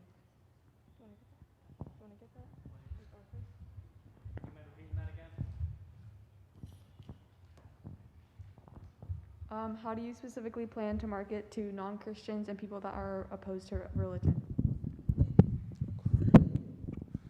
So with our park, it's not like a huge like Bible study center or like like a youth group, whatever. Like the Bible can be used as like a theme, like any other like articles. Like The Hobbit is not real, people still interested in it. There's like tons of these kind of movies, whatever, based on like a religion's theme. And people, it still like draws attraction to people. And really, if you're like a Muslim or like, I don't know, I mean, it is what it is sometimes. We are not expecting like Buddha come visit us, honestly, yeah. Also, another point to add to that, there are a lot of things that actually have the story of the Bible in it. Like take Lord of the Rings, for example. Not that many people would understand what the hidden message is, which is the story of Christ. But everyone, mainly all religions, as far as I know, really love that franchise, movies, and books. I got 2 questions for you guys. So for the cost for admissions, is $70 for children too? Or is it just everyone? $70? Or $80, sorry? It was actually 80, yeah, and it is for everybody. Okay, sweet. And then my second question is on the revenue and, let's see here. On the revenue and income tax thing, or the income, sorry, is there a tax? Did you guys tax anything of that, or is that just straight profit and straight the income you get from that store? We did not tax any of it, but that is just like our basic estimations for income without tax. Okay, sweet. On your guys' like insurance piece on that column, for the insurance, there's 3 years without any money like going towards that. Is that 3 years of uninsured, or is that? Yeah, so most construction companies will insure themselves, so we included that insurance just in the construction fees. And that's why we started the insurance fees once the park actually opens, because that's what we will need to be providing insurance for. How does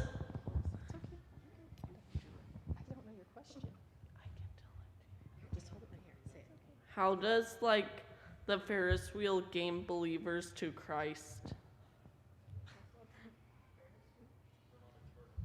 I don't think it's necessarily just the Ferris wheel itself, but just that the 6 sections of our park help reflect our values, and that is just one of the activities in the park that would help bring families together.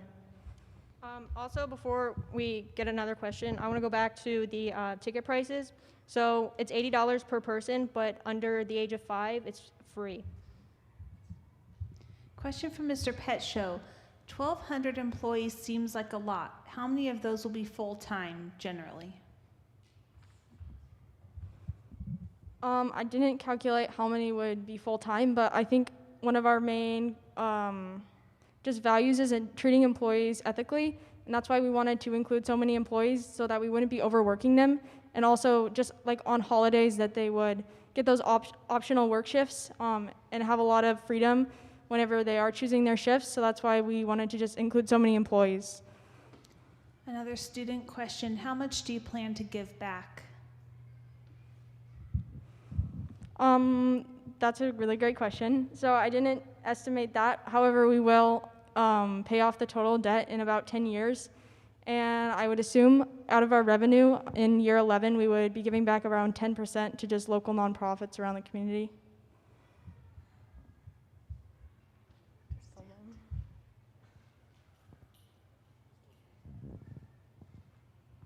Thank you. Before I ask my question, I just want to give you guys kudos because you're the first group so far that has really tried to do like a missional theme park. So keep that in mind while I'm asking my question. So you're doing a faith-based park. You've got these different sections, Garden of Eden, all these different things that are biblically based. And we had the conversation right about, you know, how do we attract non-Christian customers? And we talked about some fictional tales that people enjoy that are not Christians, recognizing that some and many non-believers actually believe the Bible is fictional, and they will treat it as such when you come to the park. When they come to the park, how are you going to prevent the park from feeling gimmicky, versus actually providing people with education about the fact that like the Bible is factual, and that this isn't just like made up for fun, that this is actually like very serious? How are you going to incorporate that into the park? I guess for that reason specifically, we didn't want to incorporate specific Bible stories because it could be taken that way, and it also might not attract non-believers. So that's why we wanted to include activities such as like the High Ropes course, where it would really focus on bringing families together and stepping out of their comfort zone and putting their faith in something else that's bigger than themselves.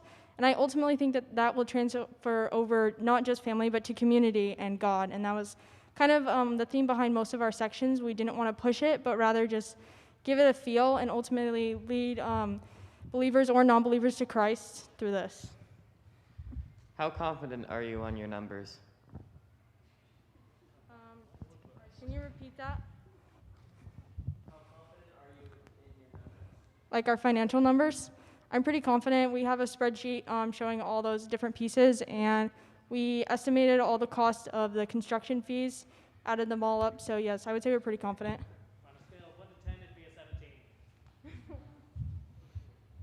17. Okay, so on the slideshow, it had that employees had discounts on the holiday.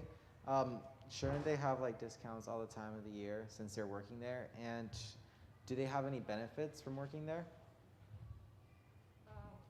Yeah, they do have benefits. Like, I think they get discounts on the holidays so their families can go there and relax with them on the holidays when not a lot of people are there. Okay, but like that also goes to the first question that I asked, that shouldn't they have discounts regardless of the time of the year? I mean, they should, but like, I don't know about that question. Yeah. Okay, so they do have discounts all year, but they also get a family discount on holidays because holidays are times when you should be with your family. Okay, thank you. How much is 1 acre of the property you're gonna buy? How much? Say that one more time. How much is 1 acre of the property you're going to buy? I'm not sure how much 1 acre was, but we did estimate we calculated the cost of the full 86 acres. Okay, and are you going to hire people who aren't Christian? That's a very good question. I think we won't be sticking to that because ultimately we do want to work on our employees too. And I think if we are just hiring Christian employees, it might kind of just single out a lot of people who could come to Christ. And that is ultimately our goal, is to bring people to Christ, whether or not that's a slow process or fast or. So I was wondering, so for the advertisement part of like your basically brand, a lot of other roller coasters and stuff like that have like billboards and stuff. Do you guys have websites or something like that? Yes, we do have a website. You can see the link right there. And also, to go for your question, we will we will most likely be having other employees that aren't Christian because, for example, the Bible is not just for Christians. The Bible is for everyone. And so I believe that we all think that this job opportunity and our vision is meant for everyone, not just this one group.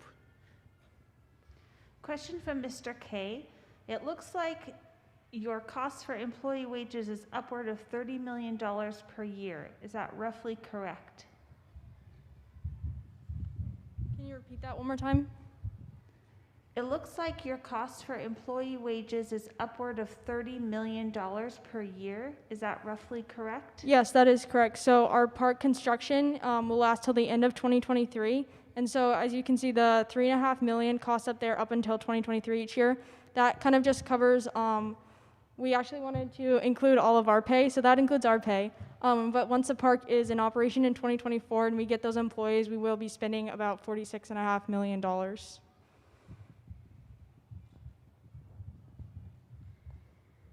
Are there any other questions?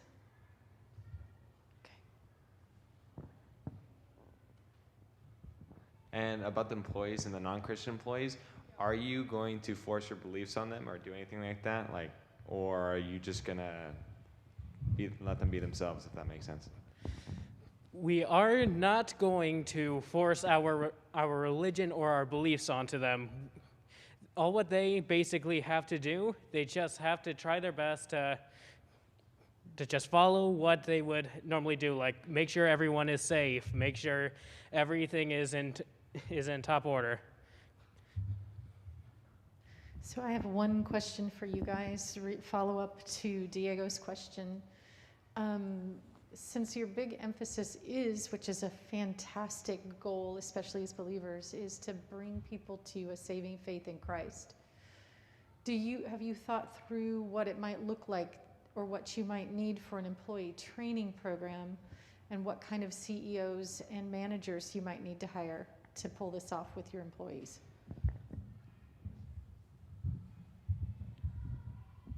I didn't think of specific training, programs for them. However, yes, we did include that in the cost of the non-labor. It is up there, all the employee training. And yes, that would include just kind of what our values are and whether or not they're believers or not.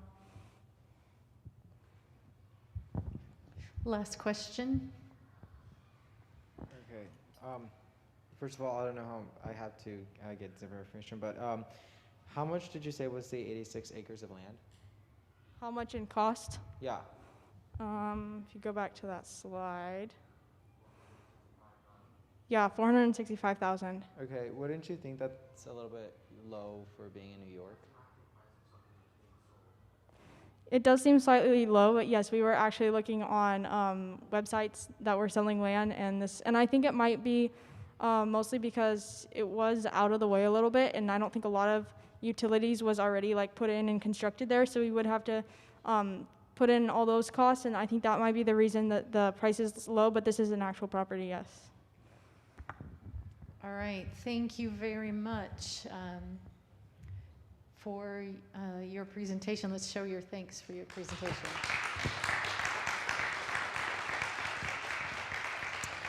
All right, this is where we do the great switcheroo. We're going to bring groups. You have a question? I need to move this direction. Oh, yes. When we leave, because it's elementary lunch, we do need to exit this way. We need to quickly, so that means hustle, hustle, hustle groups, D, E, and F. We're going to bring you down here.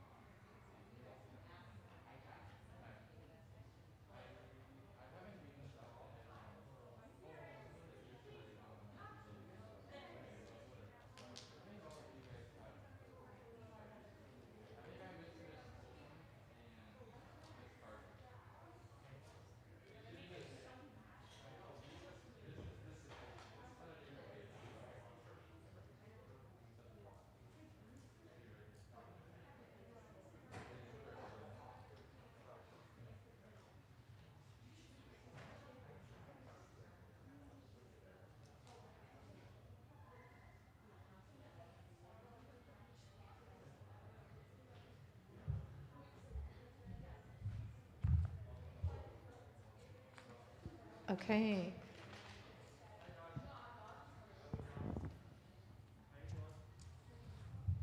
I want to go home. I don't feel good. I shouldn't be Okay. here. All right, ladies and gentlemen, thank you very much. Investors, please take a front row seat.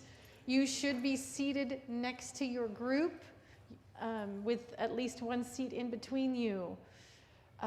Wow, those were some good presentations. I'm very pleased with what's gone on so far. There are 3 more of you. When you get up here, make sure that you are speaking nice and close to that microphone. All right? It's important that the groups out there be able to hear you as well as the groups in here. So you are on camera as well as in person.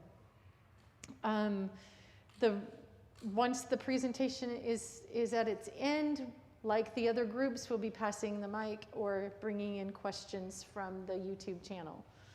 We, again, reminder, won't be fielding any questions that are related to COVID or social distancing. For the purpose of this project, that's not a factor.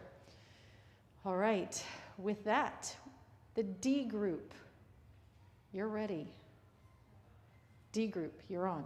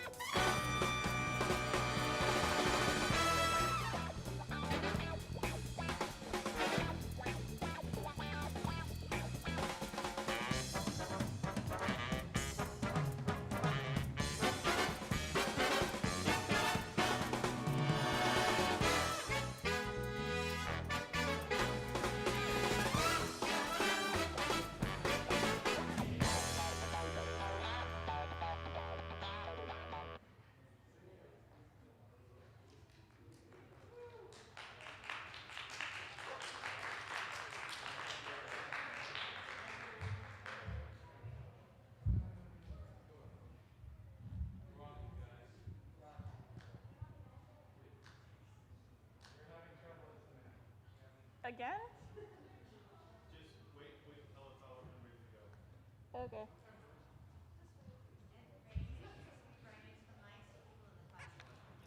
Like this?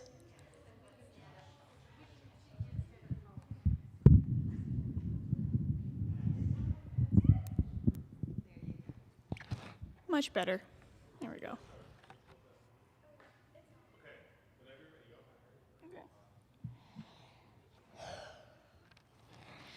Hello, we are the Seventh Day Company, and we have been thinking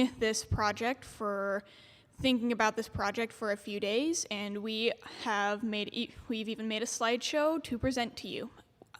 We hope that you enjoy.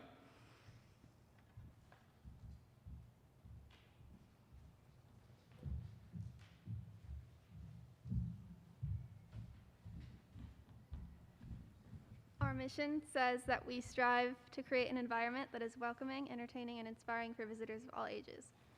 Through our mission, we will ensure our customers a place where they can visit and have fun, no matter their age.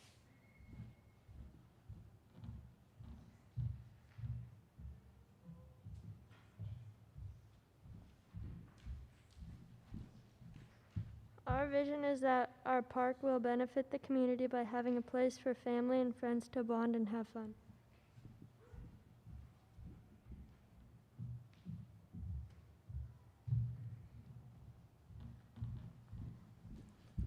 Our values: safety is a quality that make people feel secure in our freshly created environment. and respect. Respect is attitude that make people feel friendly in our morally founded community. And joy. Joy is a choice, make people happy everywhere.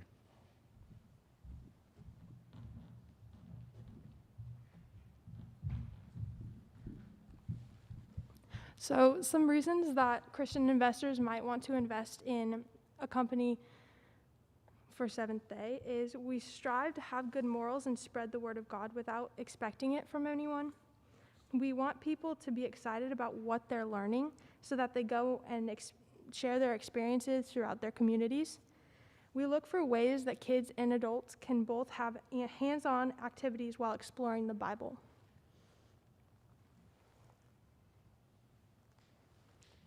Now, our mascot is a dove named Joy. We chose the dove because we wanted something from the Bible. The Bible symbolizes peace and was used during the flood to find land and bring back an olive branch. We also chose the name Joy because that's something we value in our company and we want to bring joy to others.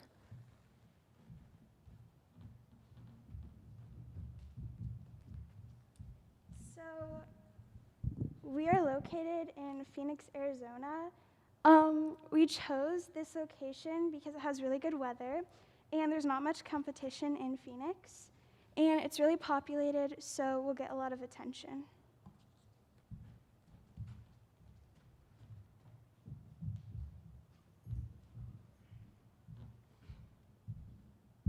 Behind me, I have a map of the park.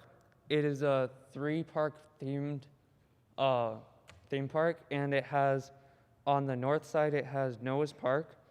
On the southeast side, it has Coaster County.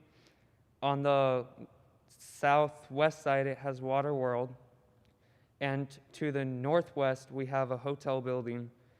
And the northeast, it has the company office and the parking. And the shape of our theme park is a triangle like it is because it is based off of the Trinity.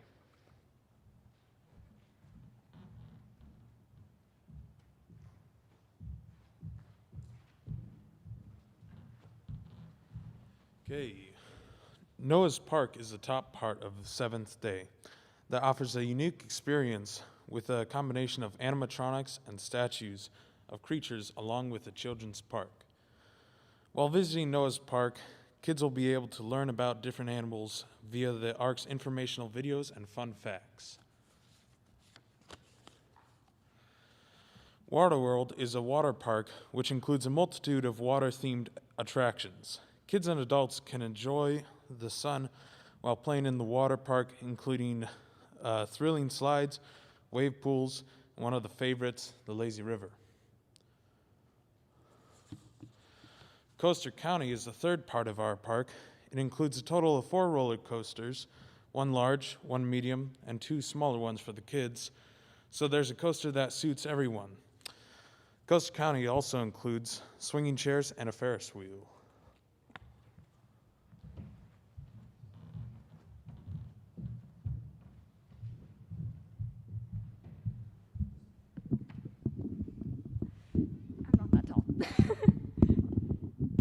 Okay. So our visual ideas, so on the far right, we have a hot tub that would be 14 by 14 feet long, and then it would be 4.5 foot deep. And then our wave pool is 90 by 120 feet long, and it's gonna start like really super duper shallow, like when you're like on the beach, like it's super duper shallow, and the further down you go, the deeper it is. So that will be like the deepest it'll get is like 8 feet deep.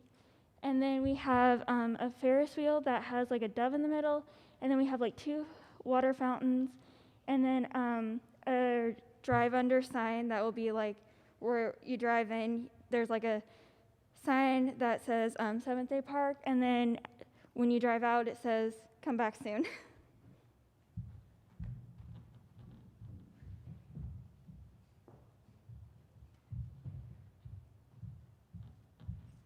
So back yonder is our billboard design. that will be placed in 4 locations kind of surrounding our home base, which is Phoenix, Arizona.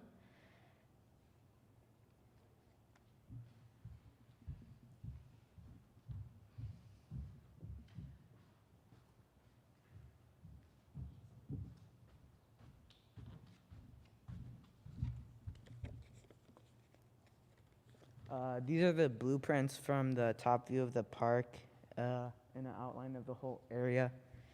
And the bottom one is Joy's Joint, which is the main.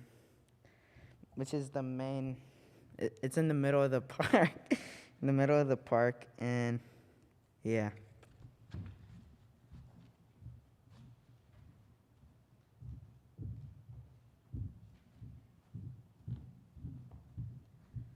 Our hours are 10 a.m. to 7 p.m. on weekdays and 10 a.m. to 9 p.m. on weekends. We are open 7 days a week. Our discounts are every Sunday of the week we will have a 20% discount on the price. Our ticket prices are children 2 and under are free. Teenagers 3 through 12 are $20. 13 through 17 are $60. Seniors are $40. Our parking prices is regular vehicles and motorcycles are $25. Oversized cars and motorhomes and tractors are $30. A bus, a tractor with a trailer would be $35.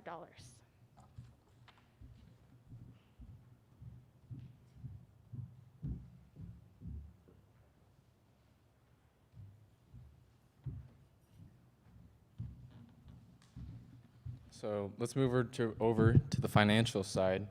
When looking at all of the parking and the entrance fees, hotel, restaurant, all of these things combined, for the first year, we're looking at about $43 million. Second year, we have about 54. Third year, 75. Fourth year, 97. And fifth year, we're looking at $108 million in income. And for the expenses, just off the bat, we didn't do a 5-year projection for these, but excluding taxes, I believe, insurance, and marketing, we have about $99 million used.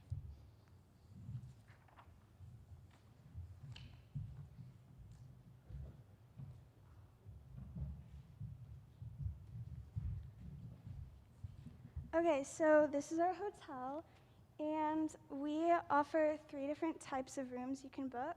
The first just consists of 1 king bed, a microwave, and a bathroom. The second consists of 2 queen beds, a mini kitchen, and a bathroom, and that's $155 a night. And then our last option is the ultimate suite, and that's $190 per night, and that has 3 queen beds, and that's mostly just for bigger families.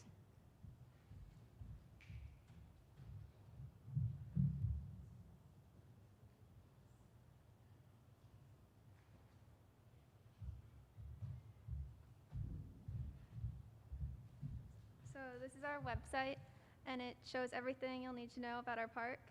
Our attractions are listed along with descriptions of each section of our park. On our website, you'll be able to find a map with directions to our park, as well as a way to contact us for any questions you might have.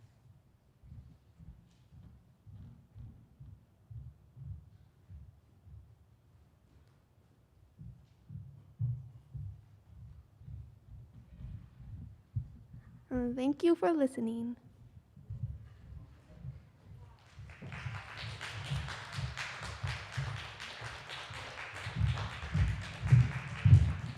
I just want to say something really quick because I have not been here the past few days, and I just have to tell you, without much of me telling these guys to hardly do anything, they worked so much by themselves. I mean, there's still people sitting down, but I mean, Caleb Yuan, where's he? He did a great job getting these kids to work, and even themselves. Like sometimes it's just like, what can I do? What can I do? Like even before we started this, last Friday, I get a text at 7 p.m. from Tobin. What can I do? It was like, dude, it is a Friday night. It is 7 p.m. I am playing video games. I don't want to deal with this stupid finals project.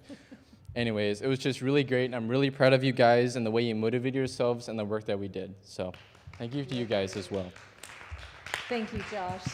Okay, guys, it is question time. May I just say you're welcome, guys, for that amazing musical intro. All right, questions? How many people are you expecting to come to your park every year? The very first year, we're looking at about, we have about 1,700 adults, 2,000 13 to 17-year-olds, 300 0 to 2-year-olds, and 500 seniors. So that's about first, and that's not first year, that's about fifth year numbers, apologize. And is that daily or like for the whole That's year? daily. Okay, where'd you get those numbers? Just trying to take some estimates off of the population of Phoenix and the amount of tourists they get, and also a little bit of the town that we're in, which is like a really small town outside Phoenix. But sort of trying to look at numbers of other parks near Phoenix and also just some big theme parks in general and trying to compare numbers. Awesome. How did you guys choose your location? Like, what influenced that? I think most of our inspiration from picking Arizona was the fact that they don't have a major theme park. They don't have a Six Flags or anything quite that large. So we decided that with our funds, we would head there and try to make ourselves the big dog there. Nice. Jesse has one. Oh.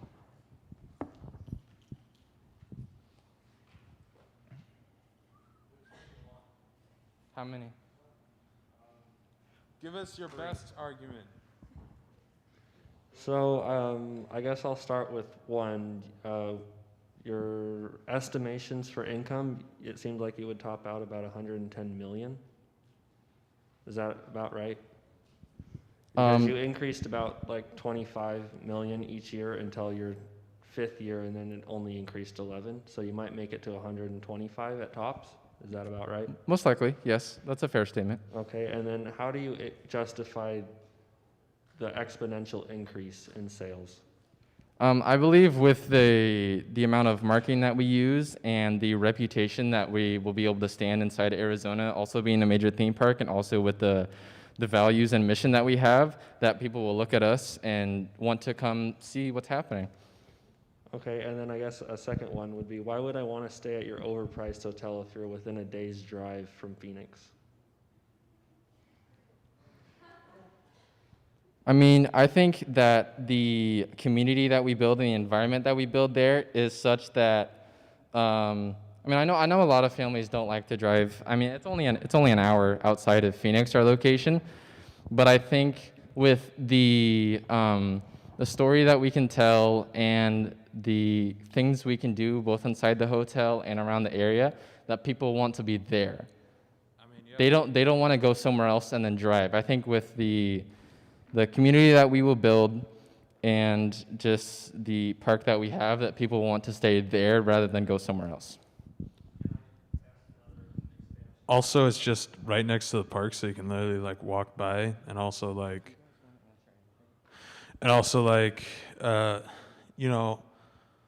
it's kind of out of the way. It's pretty secure, yeah. Question from Mrs. Tolbum. Will the Sunday discount encourage or discourage church attendance? Is this in line with your mission?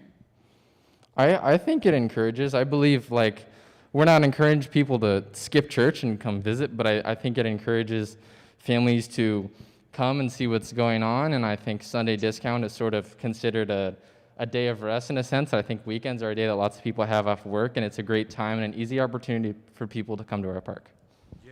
Question from Mrs. Harden. Do you plan to do anything special on Sundays since it is a biblically themed park? So I think as a group, we sort of agreed that we didn't want to be entirely too faith integrated, and sort of rather than having a big statement of our faith, we sort of want to show it here and there in these pieces.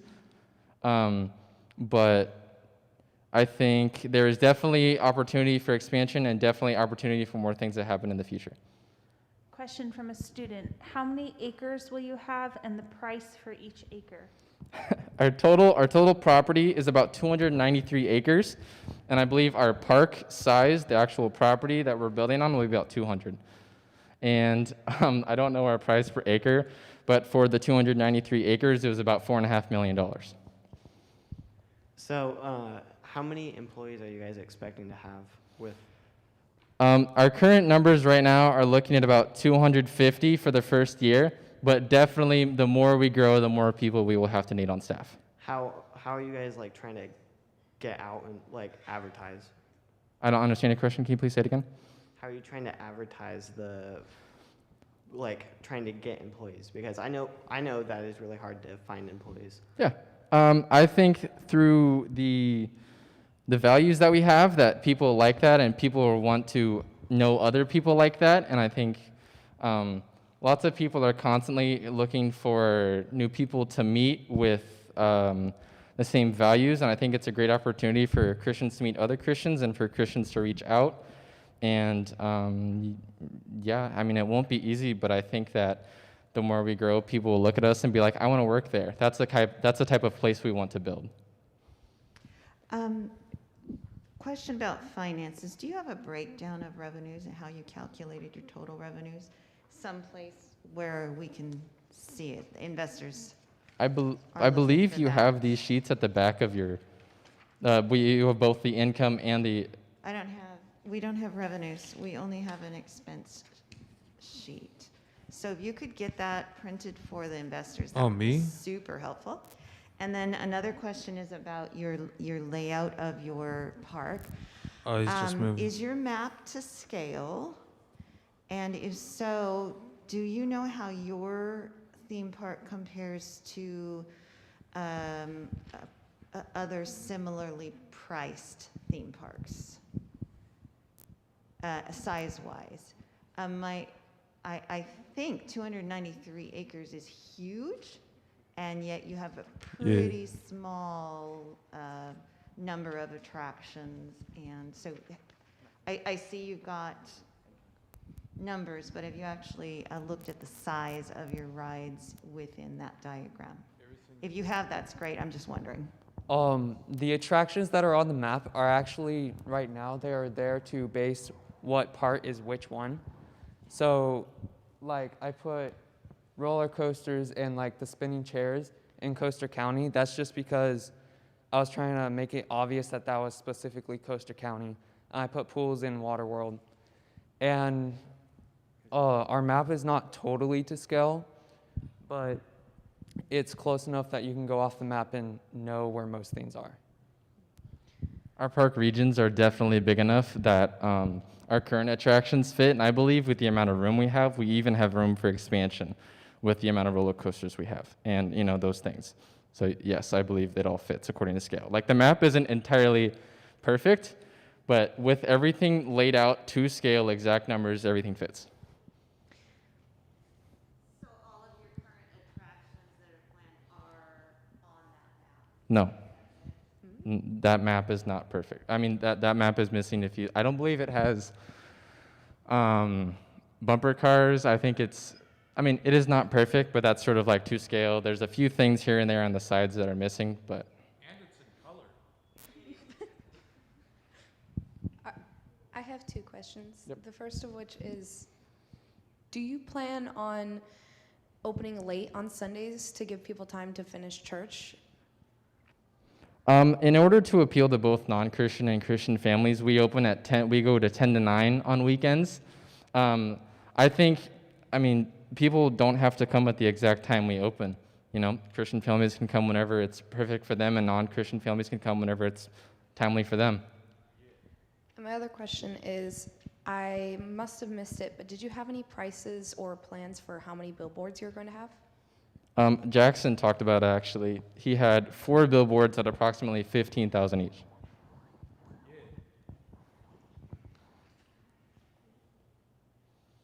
Mr. Haynes also had a question.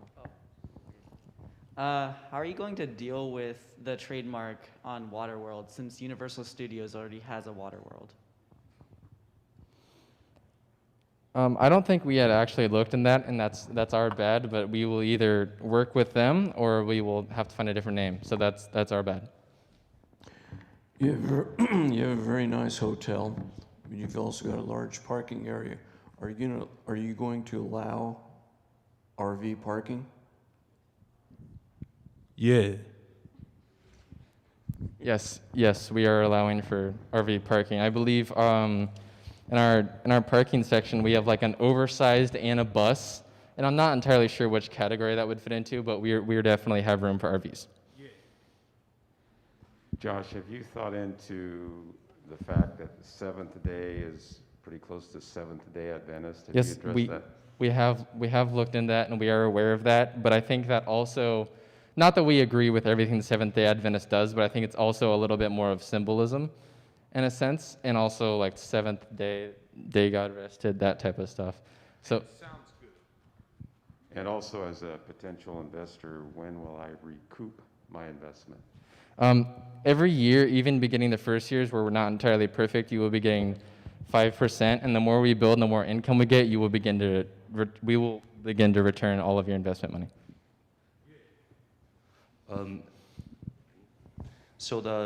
Because your guys' core idea is really related to the Christianity, so there must be lots of people like Christians who will come to work to your theme park. And how are you gonna deal with those employees who are Christians in Sunday, who have to go to church? How will we cope with Christian families trying to work at our place but also not avoiding church? Is that what you mean? Yeah, employees, that's what I meant. So they can work second shift. I believe that we try to cope with our employees' schedules and what works with them, and also what we're allowed to do as a park. So I think we are definitely flexible and have a solid amount of employees that we can ask other people to take the first few hours. And maybe the Christian dad and his wife could start at 6, something like that. Have you considered the weather temperatures in Arizona and how that will affect attendance for outdoor attractions? Yeah, we definitely have. We definitely looked into that, and we also understand that was part of the reason for the water park edition, is because of both the temperature and the heat, I guess, that Arizona brings. But we definitely looked into that, and we think also that not the super hot days, but I think our location in Arizona is pretty mediocre for the type of heat that Arizona normally gets.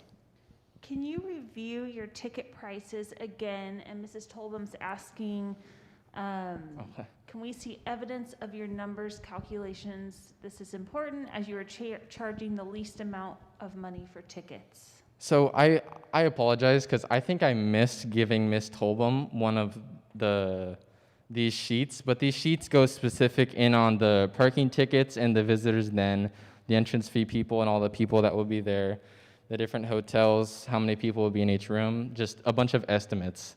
So afterwards, I will head to her and make sure she gets the paper. Perfect. And why did you choose the location and area?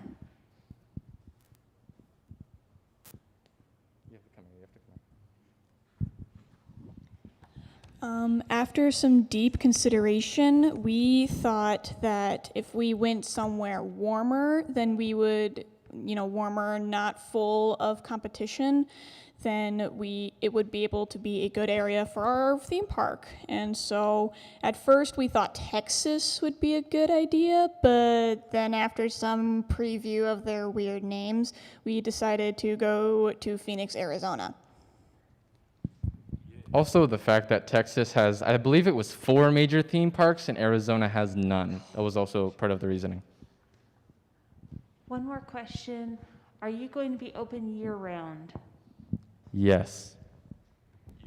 I would like to add something on the prices. Why we decided to go, low is we're not top of the line theme park, and we want something affordable for all families. So that's why we went for a lower price. Any more questions? What about like the heat in Phoenix? Like, what if it gets too hot one day that people can't come? I believe on days of massive heat and when we're aware of things like that happening, we can just close the park. I mean, extremely unsafe temperatures are both unsafe for our employees and the people coming. So days like those that we know are coming, we can close, and days where the heat is coming and we weren't expecting it, we can send people home. Wear sunscreen and buy a slushie.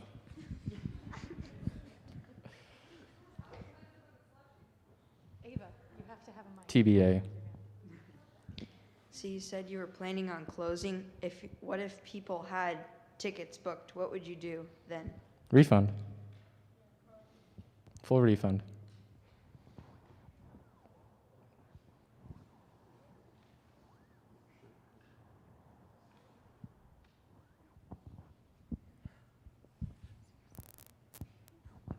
What happens when it snows? Okay, first of all, you're literally on our team, and second of all, I don't know the last time it snowed in Phoenix, Arizona, and the last time that actually stopped anything.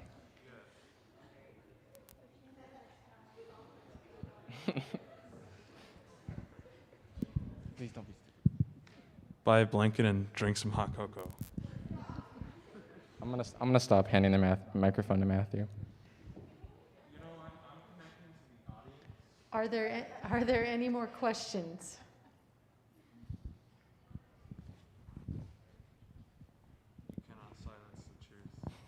Do you know the Christian demographic of Phoenix and the surrounding area, so that you know people will come to your park? We did not find that exactly. No, we didn't. But I mean, we definitely want more than just a Christian audience. I mean, this is the theme park. We want people of all kinds, all races, all shapes and sizes and colors and ages. We want everyone.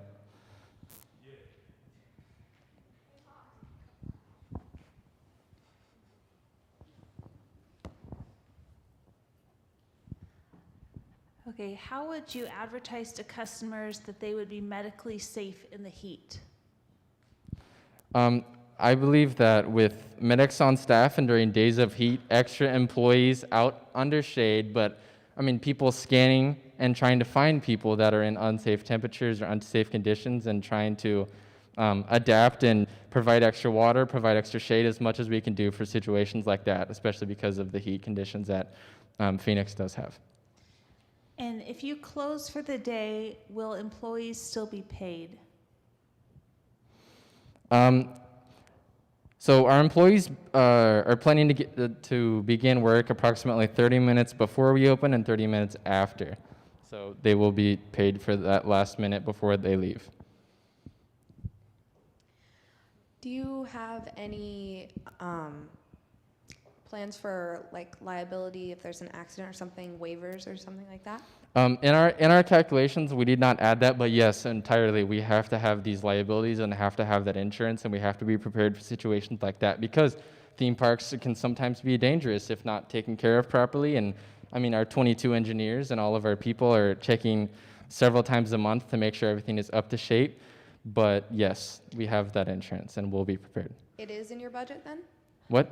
It is in your budget then? Not currently, no, not in these numbers.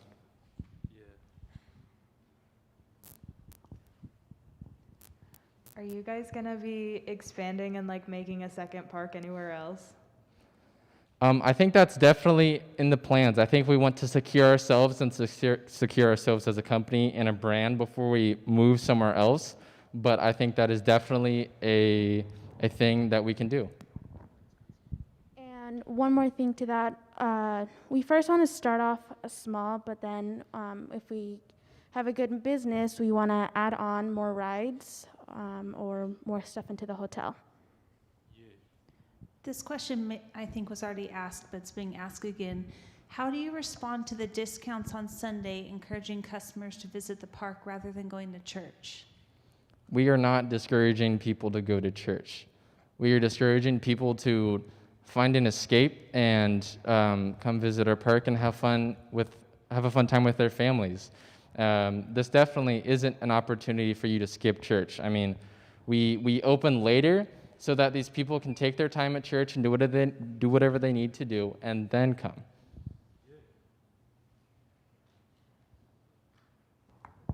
There's a page in the packet, the investor packet, that has your parking rates. It says my website, parking, oversized vehicles, ticket prices. Good information. At the top, I'm really confused. It says pricing. We offer our services at an hourly rate, depending on the experience of the organizer. Our services are offered at a low price so you can get the best deal. High quality service at low prices. What does that refer to? Anybody know? I don't think that refers to anything. I think that was a simple mistake, and we apologize for that. Okay, all right. I just wondered if you had some like catering services for parties or wedding caterers, something like that, that we didn't hear about, or if it's... Those aren't in the works at the moment, but entirely I believe that we can adapt to those situations, and if people want to come have a wedding in our theme park, then come have a wedding in Joy's Joint. Your bar mitzvah?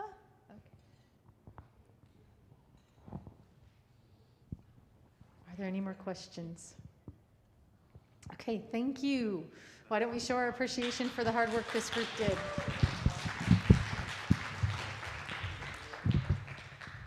All right.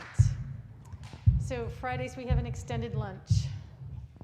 We are able, investors, it's been running about 30 to 35 minutes per group.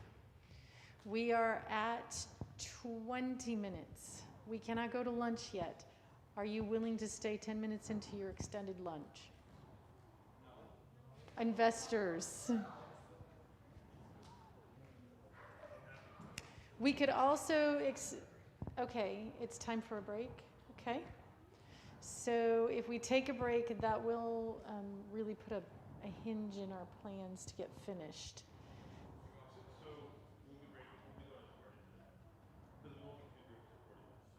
Right. Okay, so here's what I propose. If you need, instead of taking an all-group break, if you need to use the restroom right now, you may just individually go.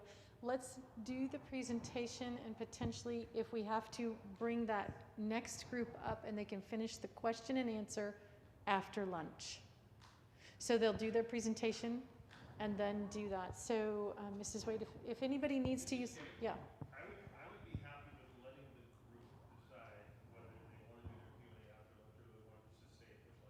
Okay.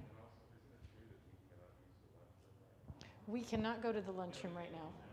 We cannot go to lunch early. So that runs into a problem because of the elementary. So yes, Mrs. Wade. No, we cannot. Okay, so Ava.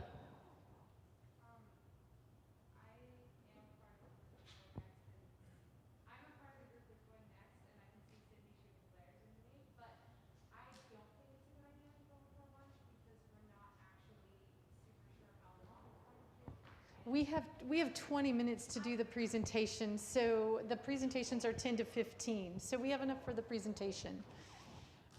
In order to finish everything, investors, will you please do me a favor as we evaluate the product that the group is showing us? Please give them much grace. Questions will be screened with more scrutiny because they are at a disadvantage in the way we have to do in light of time. Is that fair, investors? Okay, so Group E, what we're going to do is you're going to go ahead and give your presentation because it's only a 10 to 15 minute presentation and there's more than enough time to do that, and we cannot break for lunch early. What that does for you is if you find something in your presentation, here's your handicap that we're going to give you.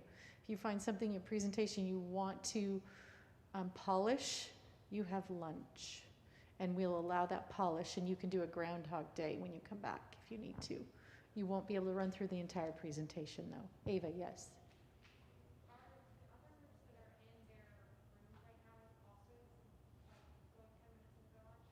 Yes, they will. Everybody has to stay the same. Sydney?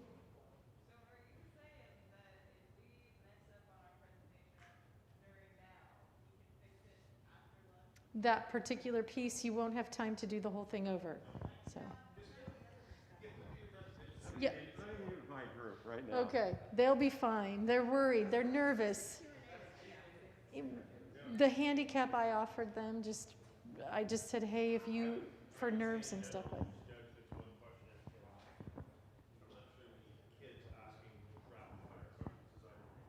Yeah, that's why the scrutiny. The questions, by the way, have been handled really well, audiences, thank you. They're ready. I know they're ready. They've got a little bit of nerves there.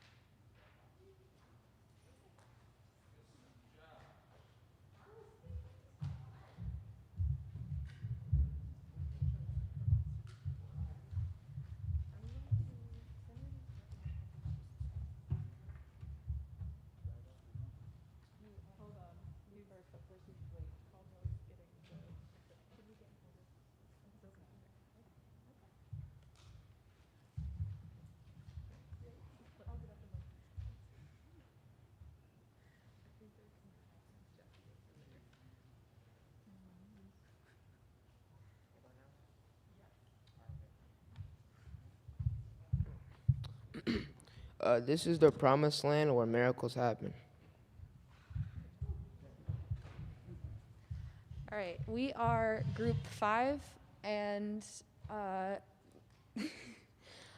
that is Sydney, Olivia, Deacon, Kai, Jenny, Teague, Aaron, Ethan, Mark, Brooke, Jack, Caleb Caldwell, and Jocelyn. Our inspiring verse for our theme park was Ecclesiastes 3:13 in the English Standard Version, and that is also that everyone should eat and drink and take pleasure in all his toil. This is God's gift to man. Okay, what is our mission? Our mission is to, hold on, I'm blind. Our mission is to bring the history of the Bible to the community around us. Our organization exists because we felt the need to present the Bible to all ages in a subtle way. We had influences in our park from the Old Testament to the New Testament, from the beginning of time to the rapture. What is our vision? Our vision is to make a fun, interactive theme park targeted at all ages to bring more of the Bible's history to the people.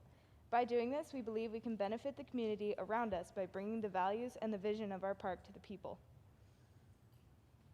What are our values? Our values are we hold safety, courtesy, kindness, and efficiency to the highest value. We want to make sure our guests are safe and having an enjoyable experience. We want to make sure our guests are comfortable and they're treated with respect and courtesy. And we also attempt to meet the same goal as Christ met with us, to treat others with kindness and compassion in any scenario. Talking to the microphone? Oh, nice. Okay. Well, anyway, I'm done.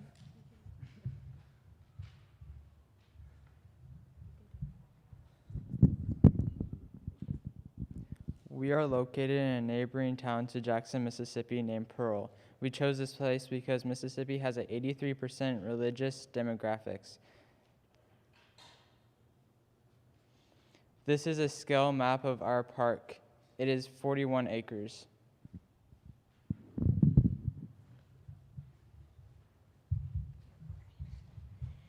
We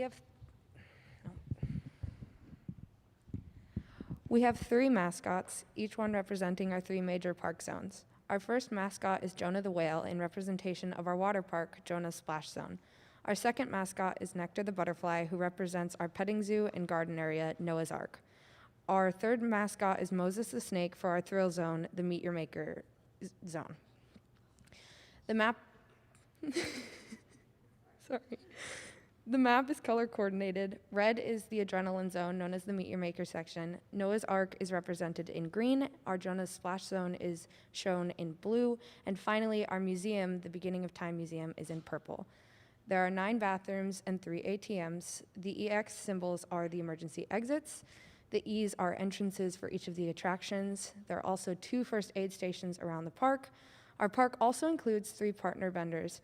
After much discussion, we decided to partner with 3 Christian organizations, Chick-fil-A, Ben & Jerry's, and Marriott Hotels. The restaurants are located in the Garden of Eden, pun intended, and the hotel is located near the parking area. Along with these partners, we are also partnering with local organizations to give back to the community. Around the park, we have many attractions and areas. The Promised Land Chapel is where we hold Sunday services and guest speakers. Our butterfly garden hosts an array of the beautiful insects, the costs of which are included in our budget. We also have a carousel and petting zoo with animals who need a home and care. We have a bird exhibit as well. All of that is located in our Noah's Ark zone, where we show off the beauty of God's creation. In the Meet Your Maker zone, we have 4 thrilling attractions. The Rapture is our biggest roller coaster with 2 loops and adrenaline-inducing speed. David and Goliath is a slingshot ride commemorating David's defeat of Goliath. The Ark ride is a pendulum boat ride, and our final ride in the Meet Your Maker section is a drop tower called the Fall of Man. Our water park, Jonah Splash Zone, has 5 attractions. The first is an attraction called Walking on Water, a pool with hamster balls. Imagine bumper cars, but in a hamster ball. We also have a wave pool and a lazy river. Finally, we have a whale slide that swallows children in our kids splash park. We also have classic carnival games like ring toss and darts. Outside the park, we have a bordering wall called the Wall of Jerusalem. Sorry.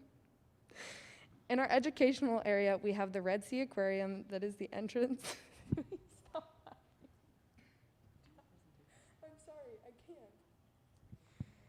Outside the park, we have a bordering wall called the Wall of Jerusalem. In our educational area, we have the Red Sea Aquarium that is the entrance walls to the museum that holds our aquatic animals. Inside the museum, we have a biblical history.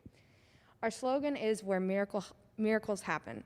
This ties the Christian aspect into our park without pressing it on every visitor that walks through our gates.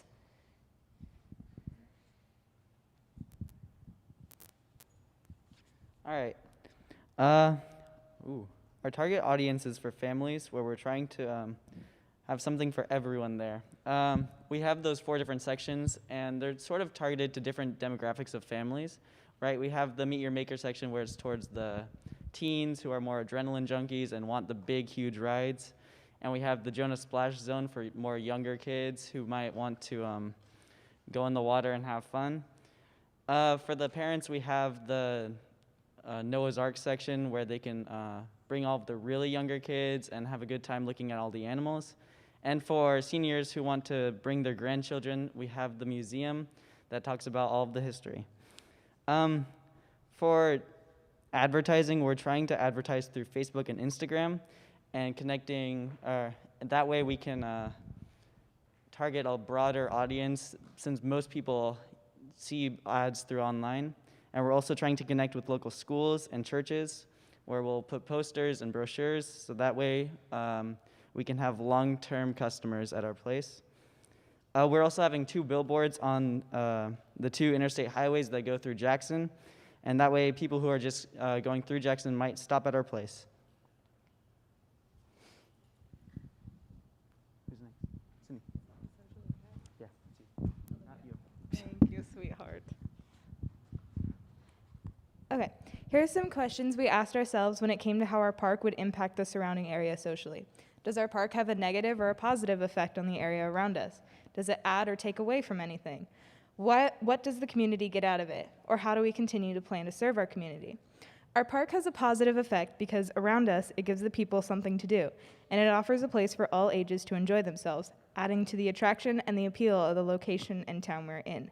A negative effect is that we are cutting down trees to make room for our park, but to counter this, we are adding gardens and lots of plants in our parks.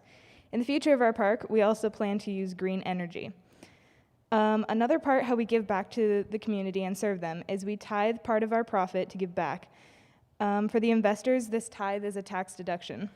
We are using the leftover money from the building of our park to also start a sister location in Texas. Now it's your turn.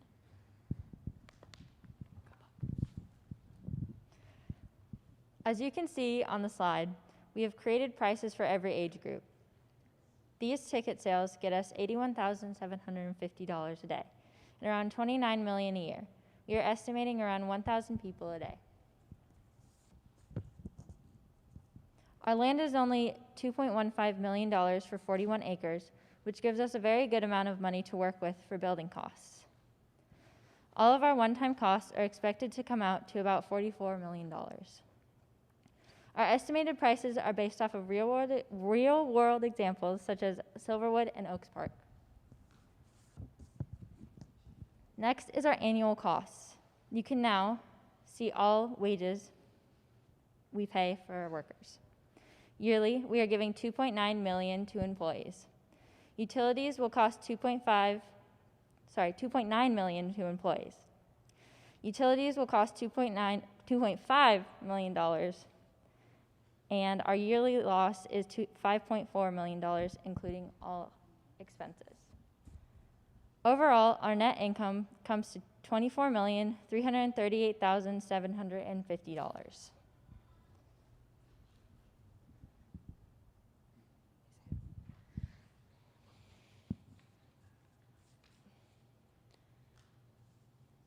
All right, for our entire project, what got us through all the work was this verse, Philippians 4:13 in the King James Version. I can do all things through Christ who strengthens me. Thank you for listening to our presentation. We hope that you consider our offer and our request for your investment, and we are accepting questions after lunch.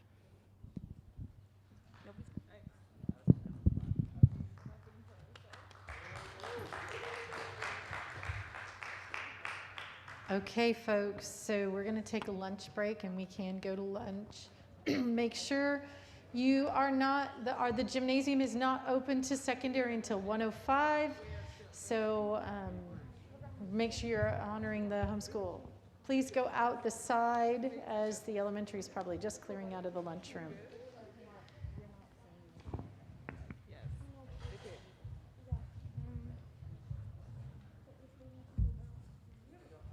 Yeah, we have a party. We should probably do it during the party.